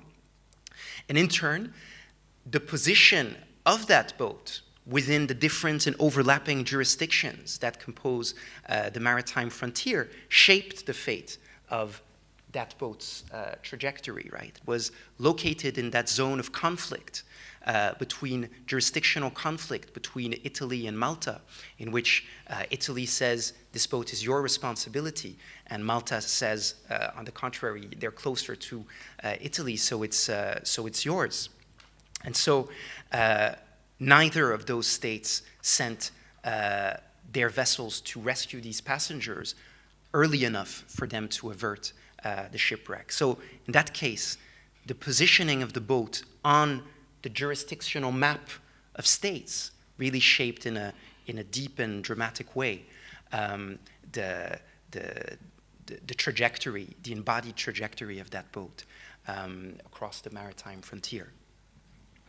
Do we have? Yeah. Okay. It's just in addition to Patricia's, just to add to what you just said, and also what you said, saying it's not necessarily a dance. Did I imagine you?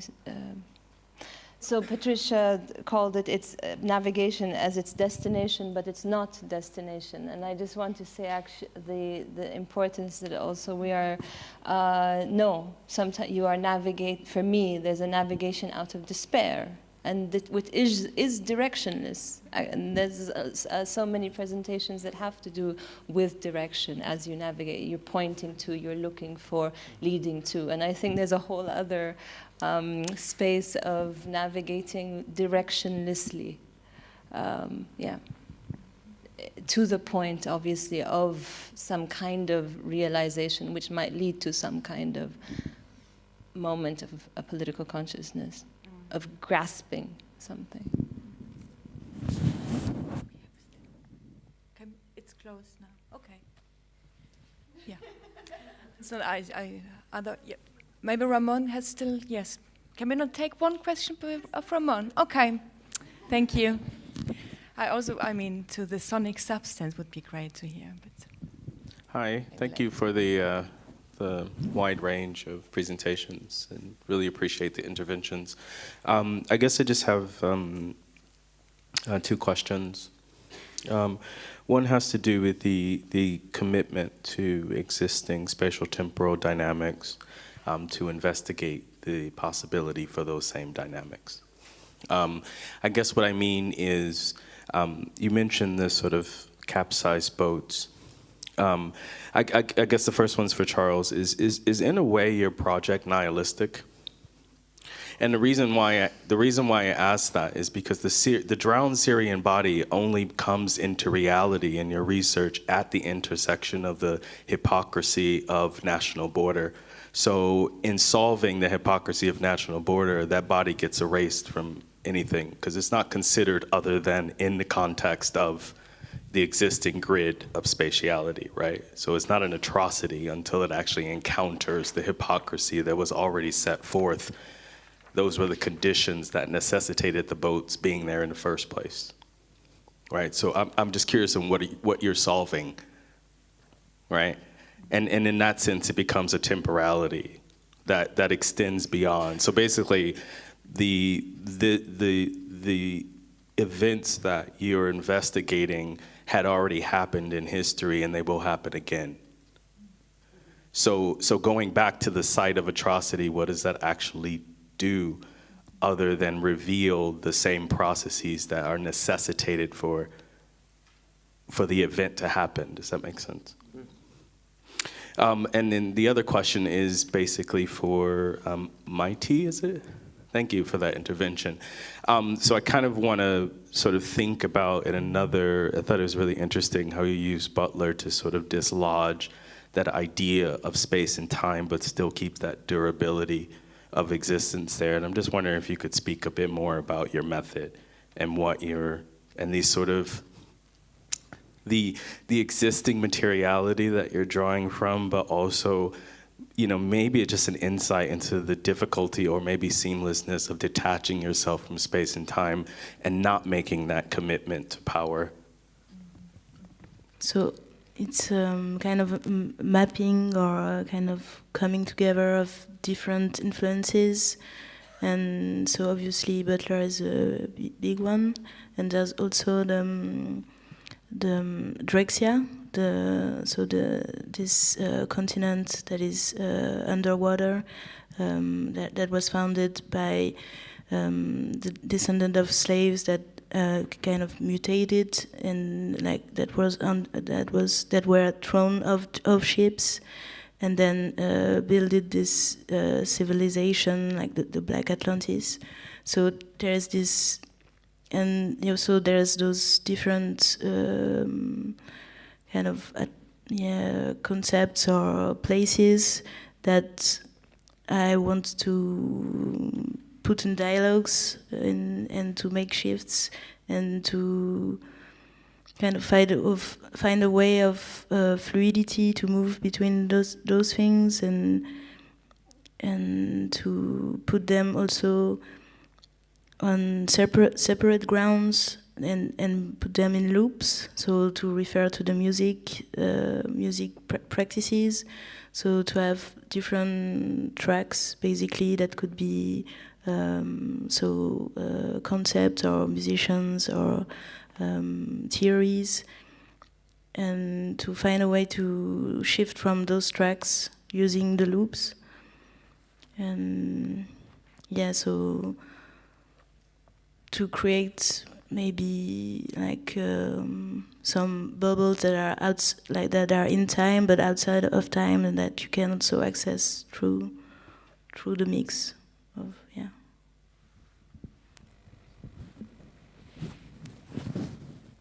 Okay, so very, very short, and I'd be happy to continue maybe after as well.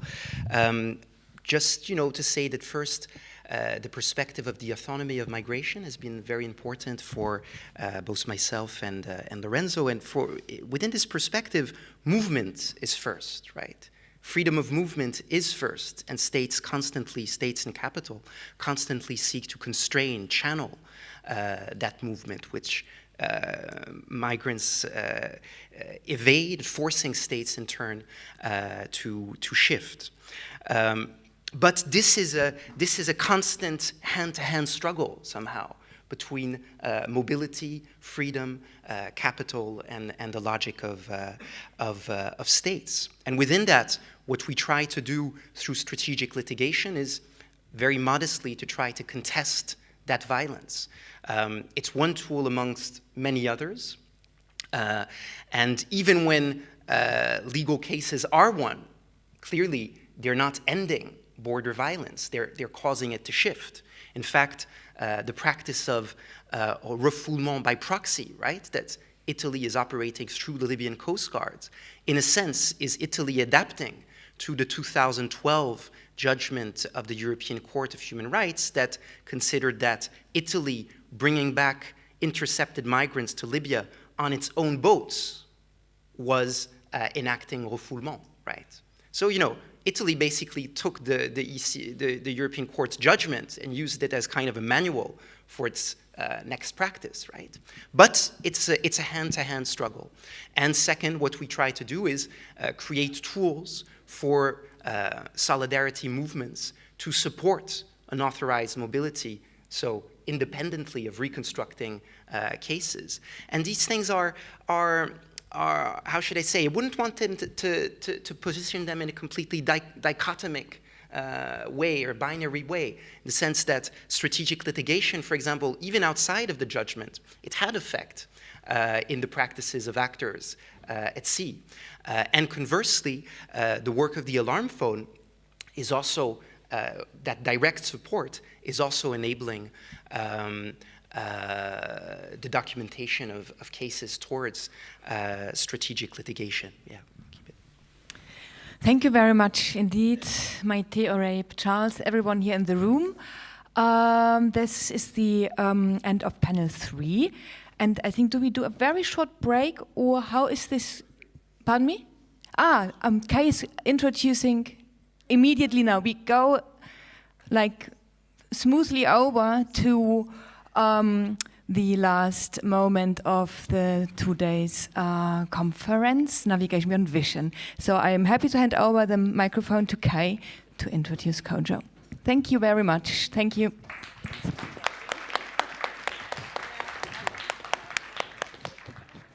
So a prediction from this morning turned out to be true, which is that each and together, all of today and yesterday's participants and the audience expanded or maybe even exploded the thematic mapping of this conference on navigation beyond vision, even further beyond the beautiful planning that was done by Brian and Tom and Doreen and Amal and everybody else. So it's been a trip, to poorly borrow from some of Anselm Franke's language today, in which we cross several terrains with being changed in the course. And that was, of course, through the guidance of all the brilliant minds gathered here today. And through them, we've moved with elements like fire and the deadly liquid of the ocean, through space and time, via reconstituted maps, preemptive resilience, modulation, ends of worlds, images, language, and freedom, just to name a few little things. So we started here last night around an AI tool teaching a fire to anticipate its future frames, frame by frame, via Hitostyral.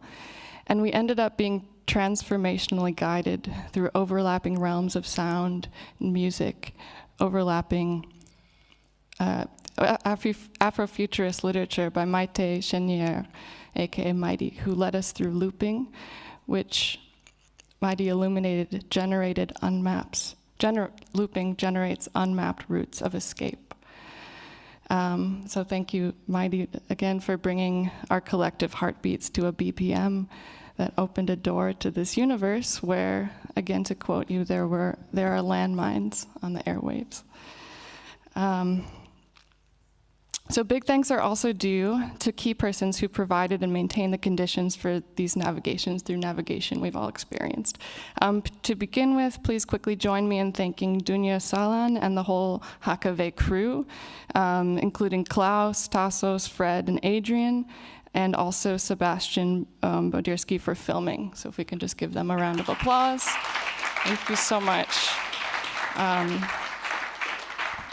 As well as, of course, everybody who kept us hydrated and fed and everything else throughout the day and yesterday. Okay, so now it's a great pleasure and privilege to stand here on behalf of e-flux Journal, which I'm a part of, and briefly introduce the generous and generative force of light, who is Kojo Eshin.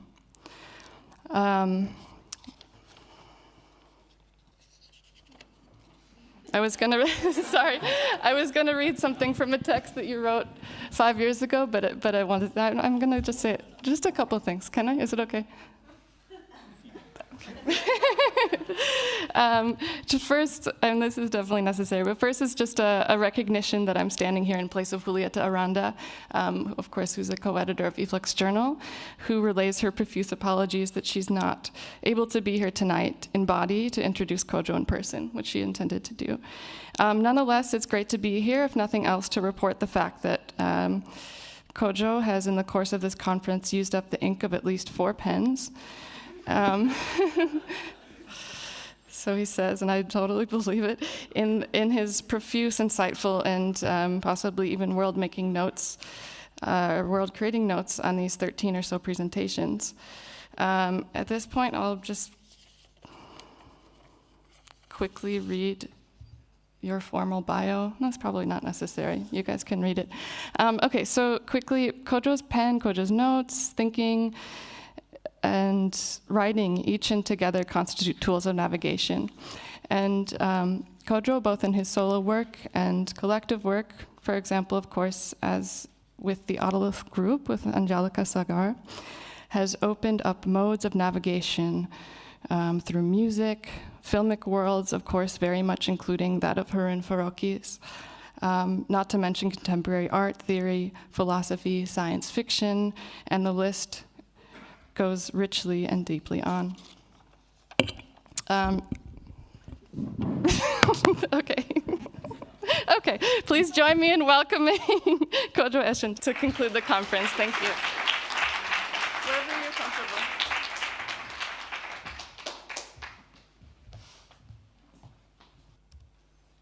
Okay, so thanks to everybody who's still here. Of course, I'd like to thank the team. That's to say, Amal, Kay, Doreen, Tom, Brian, Julieta, who can't be here, and the rest of the team of e-flux, and of the Harun Farocki Institut, and of the House of World Cultures. So what I'm going to do is briefly just gather some thoughts from the last day, today, and last night. I'm just going to bring together a kind of draft of some thoughts. So I'm just going to begin straight away. Okay. So certain conferences operate as gatherings or as assemblies that aim to make public, in order to process, the problematics and the promises of an inquiry whose urgency might not be immediate or apparent, or immediately apparent in its immediacy or in its appearance. And I believe this is one of those conferences. And so there's a kind of local reason why the question of navigation does not immediately come to appearance, and then there's a generalized understanding of why navigation is not an immediately apparent question, but becomes more urgent upon investigation, upon gathering in precisely a moment like this. And so I'll start with the second point first. The reason why navigation does not come immediately to our kind of immediate apparence is because we live in what James Bridle now calls the New Dark Age. The Dark Age is what he calls, what he takes from H.P. Lovecraft's text, The Call of Cthulhu, from the 1920s. So I'm going to quote from The Call of Cthulhu. It's from James Bridle's book, The New Dark Age, which I think is a powerful book that attempts to map the computational and algorithmic governance that we live under. So this is Lovecraft, H.P. Lovecraft. The most merciful thing in the world, I think, is the inability of the human mind to correlate all of its contents. We live on a placid island of ignorance, in the midst of black seas of infinity, and it was not meant that we should voyage far.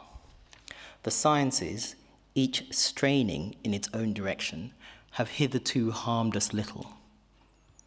But someday, the piecing together of dissociated knowledge will open up such terrifying vistas of reality and of our frightful position therein, that we shall either go mad from the revelation or flee from the deadly light into the peace and safety of a new dark age. And this prognostic, this account by Lovecraft in the 1920s is more precisely framed as an example of what James Bridle calls code space. So I'm going to read his definition of code space because it relates to the particular kind of non-availability of the new dark age. Bridle says, computation does not merely augment, frame, and shape culture. By operating beneath our everyday casual awareness of it, it actually becomes culture. That which computation sets out to model, to map and model, eventually takes over. Google sets out to index all human knowledge and becomes the source and arbiter of that knowledge. It becomes what people actually think. Facebook sets out to map the connections between people and becomes the platform for those connections, irrevocably reshaping social relationships. Like an air control system mistaking a flock of birds for a fleet of bombers, software is unable to distinguish between its model of the world and reality. And once conditioned, neither are we. And this conditioning occurs for two reasons. Because the combination of opacity and complexity renders much of the computational process illegible, and because computation itself is perceived to be politically and emotionally neutral. Computation is opaque. It takes place inside the machine, behind the screen, in remote buildings, within, as it were, a cloud, even when this capacity is penetrated by direct apprehension of code and data, it remains beyond the comprehension of most. This aggregation of complex systems in contemporary networked applications means that no single person ever sees the whole picture. So this picture in which no one sees the picture, this picture in which the opaque and the clouded and the occluded, and I would say the occult, is constitutive to computation, is partly what is at stake in the new Dark Ages. It is a kind of computational occult. And this is part of why Lovecraft has resurfaced as a figure of the present, because his reading of the occult captures something of the capacity or what he calls the inability of the human mind to correlate all its contents. And this inability to correlate is now at an advanced stage. And so this is why the question of code space recapitulates the question of the lack of correlation, and is why the lack of correlation takes on a particular submerged opacity, which requires a conscious, self-consciously calculated gathering in order to draw it into consciousness, draw it into the public, draw it into awareness, and make it shape, make it shared, make it known, and make it articulated. So I take it that part of the reason we are here is precisely to work on the making public of that which is occluded, that which is opaque, and that which is occult, to begin to draw together vocabularies, analyses, diagnoses, prognoses, resistances, and genealogies. And I am indebted to Anselm Franke's notion of immediation for drawing an even more precise formulation of what is at stake in the question of code space. So Anselm Frank draws on this notion of immediation. So let me quote from Anselm's quotation of immediation. How do we understand immediation? We can understand it as the parallel coexistence of mediated immediacy, being tracked, being traced, finding oneself and locating oneself, and being located by location devices act as an act of immediation, which is simultaneously an act of desire. And so Anselm is drawing there on the work of Christopher Bracken and the work of Tausig in the way in which navigation is a practice of the everyday in which one finds oneself both the subject and the object, both the field and the thing, both the individual and the substance of multiple acts of experiencing oneself as an immediated entity. Part of Christopher Bracken and Tausig's argument is to say the way to think through immediation is through acts of magicalization. And I take it that part of what we are doing here in very different ways, under very different conditions, is to think through what magicalization is. Anselm didn't have time to elaborate on magicalization, but I think it's something to mark for the future, to think through what magicalization is and how we can think it through. So the question of magicalization, I think, takes place within the broader question of navigation and what we could also call the differentially proliferating avatars of navigation. That's to say, the navigable, the actionable, and what Oraib Toukan called the navigable field, as it has been differentially diagnosed, analyzed, and prognosticated by each of the speakers that were gathered here today. what is at stake in the presentations of Maîté Chénière's sonic manipulation, in the critique of the cruel images analyzed by Oraib Toukan, in the analysis of the architectural image complex formulated by Charles Hilaire, in the analysis of geometry proposed by Patricia Reed, in the genealogy of the algorithm in its distinction from computation, from mathematics, and in its 3,000-year-old genealogy formulated by Matteo Pasquinelli, in the formulation of duress formulated by Ramon Armara, in the notion of the becoming environmental of computation, in order to bring into visibility the non-visible appearance of the particulate matter of the garbage patch as formulated by Jennifer Gabrys, in the sociography of the diagrammatics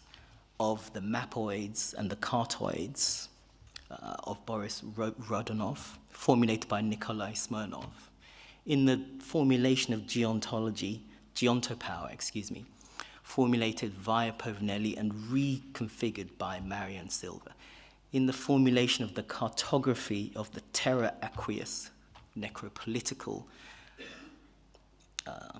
horror of the statistic of 23,000 dead between 2000 and 2011, formulated by Laura Lopresti, in the notions of magicalization formulated by Anselm Frank, in the differentiation between navigation in and as and from the visual formulated by Tom Hollett, in the notion of the precision formulated by K.K. Nielsen, in the notion of a shared formulation of cooperation and collaboration between human and machine in James Bridle, in the notion of the temporal colonization of the night by Hito Style, which of course reminded me of nightclubs, but she's talking about 3,000-year-old nightclubs in caves. In Brian Kwan Wood's account of the notion of a particular formulation of what is at stake in what Farocki called the ruling class of image, in Doreen Mende's attention to the notion of modeling, what is at stake is the aspiration to multiply the vocabularies and the itineraries that are capable of articulating what Farocki called a visual literacy that can take stock, take account, and weigh up the shift from montage to animation, understood, as Farocki says, less as reproduction and more as a production or as a creation of a model world. What is this world that is modeled? What is this model that is being world? What is this world that is modeling a world? And what is this model that is creating a world? What is striking in the formulation, typically condensed, typically encapsulated by Farocki, is his opening out and his typical reconfiguring of a Marxist vocabulary of what he calls a ruling class of images, in which computer animation rules over its spectators and its users and its intermediaries and its intercessors through their consent as much as through their coercion. Just how is it that images rule us? How do they navigate us? And who is the us that emerges through the consent of these images? What Charles Hilaire and Laura Lopresti points to is the urgency of a cartography that attempts to modulate between mobility and movement and capital, and the urgency of differentiating between mobility and movement. What Hilaire points to is the necessity to build a vocabulary of the composite series of images that are scattered under the urgency of recapitulating a timeline of events in order to think through the architectural image complex, in order to reconstruct the scene of crimes which continue, which have continued and will continue. The transition that Hilaire points out, not from image to image via the dialectics of montage, but the transition from from the spatial navigation within an image The stakes of this are not merely formal or visual or aesthetic, but political and criminal. What mediates by circulation what Heller calls the geopower of water, in which states use water as liquid violence?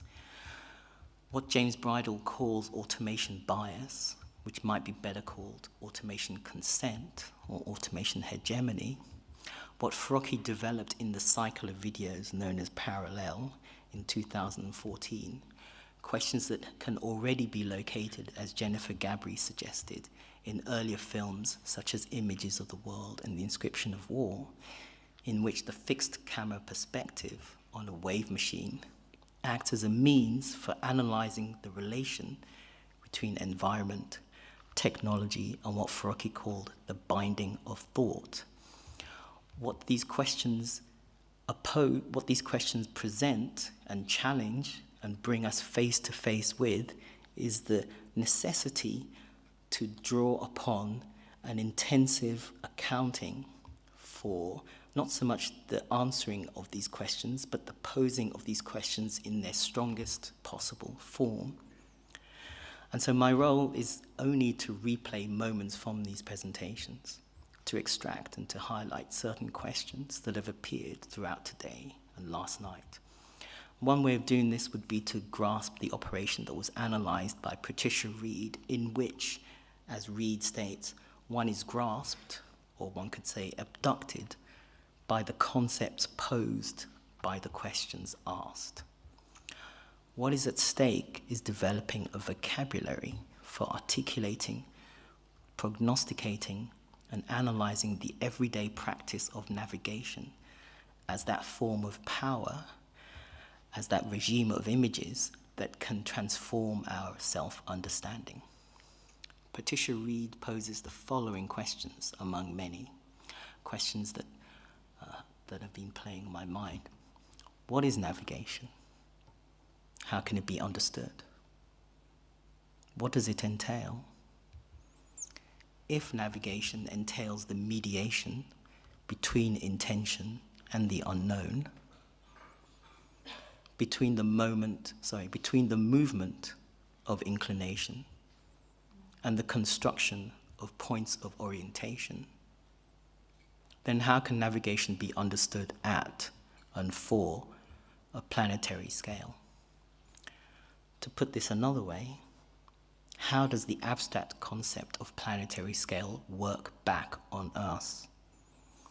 Under what conditions does the planetary have the capacity to transform our self-understanding?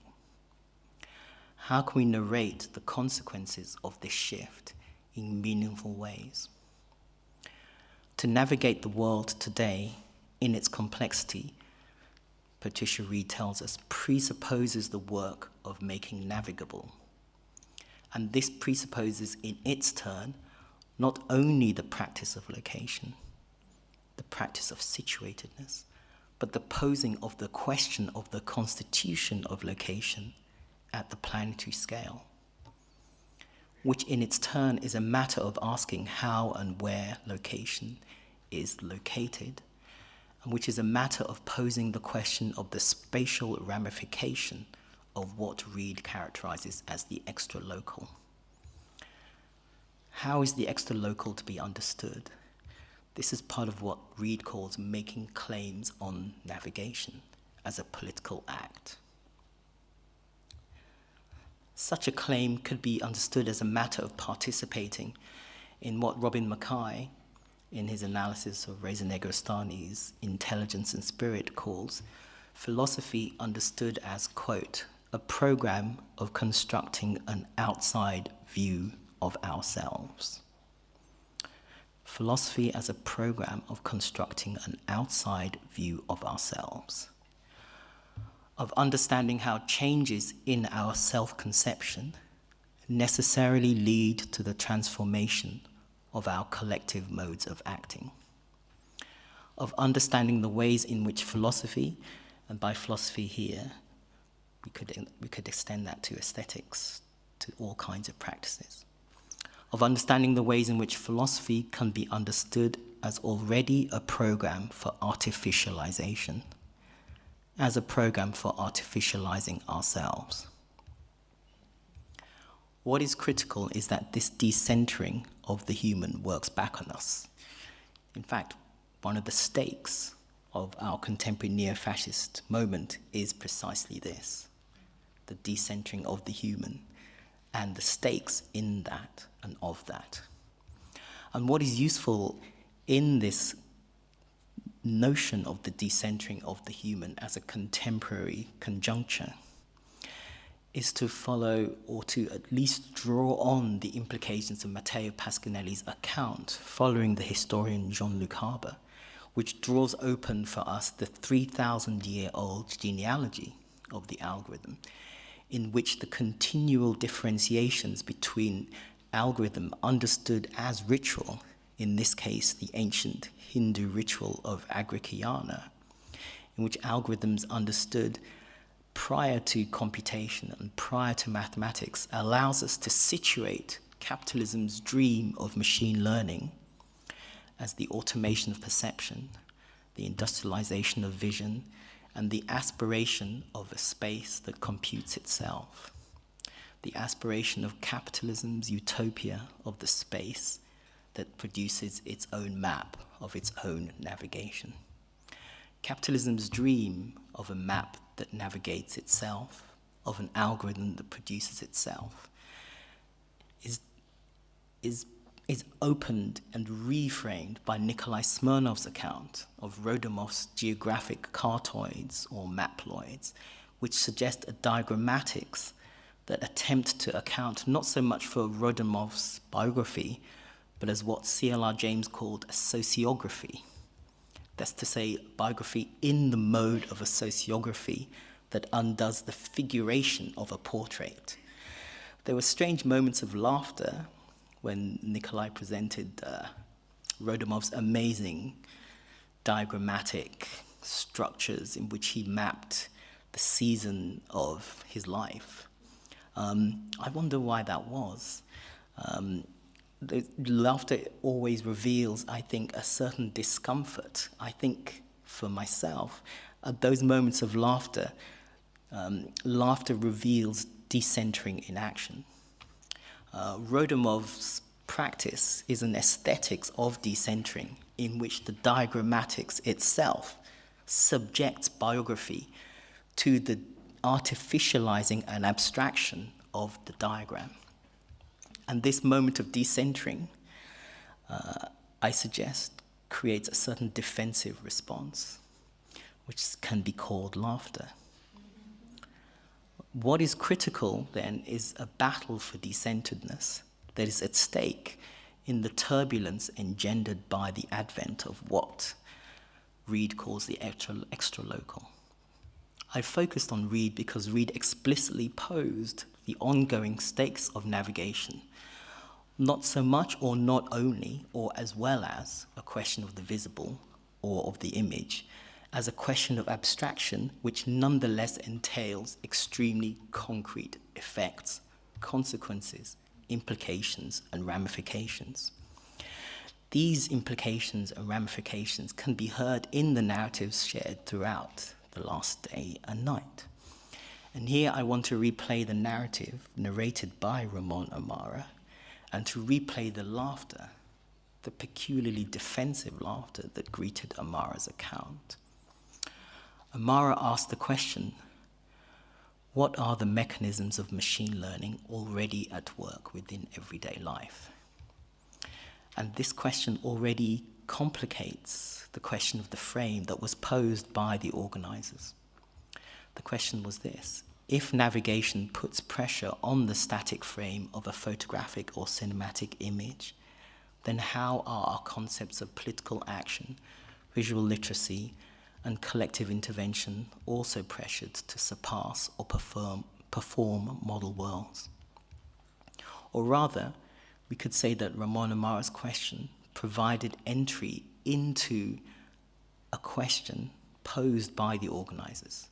The question was this: has navigation ever been a visual technology at all?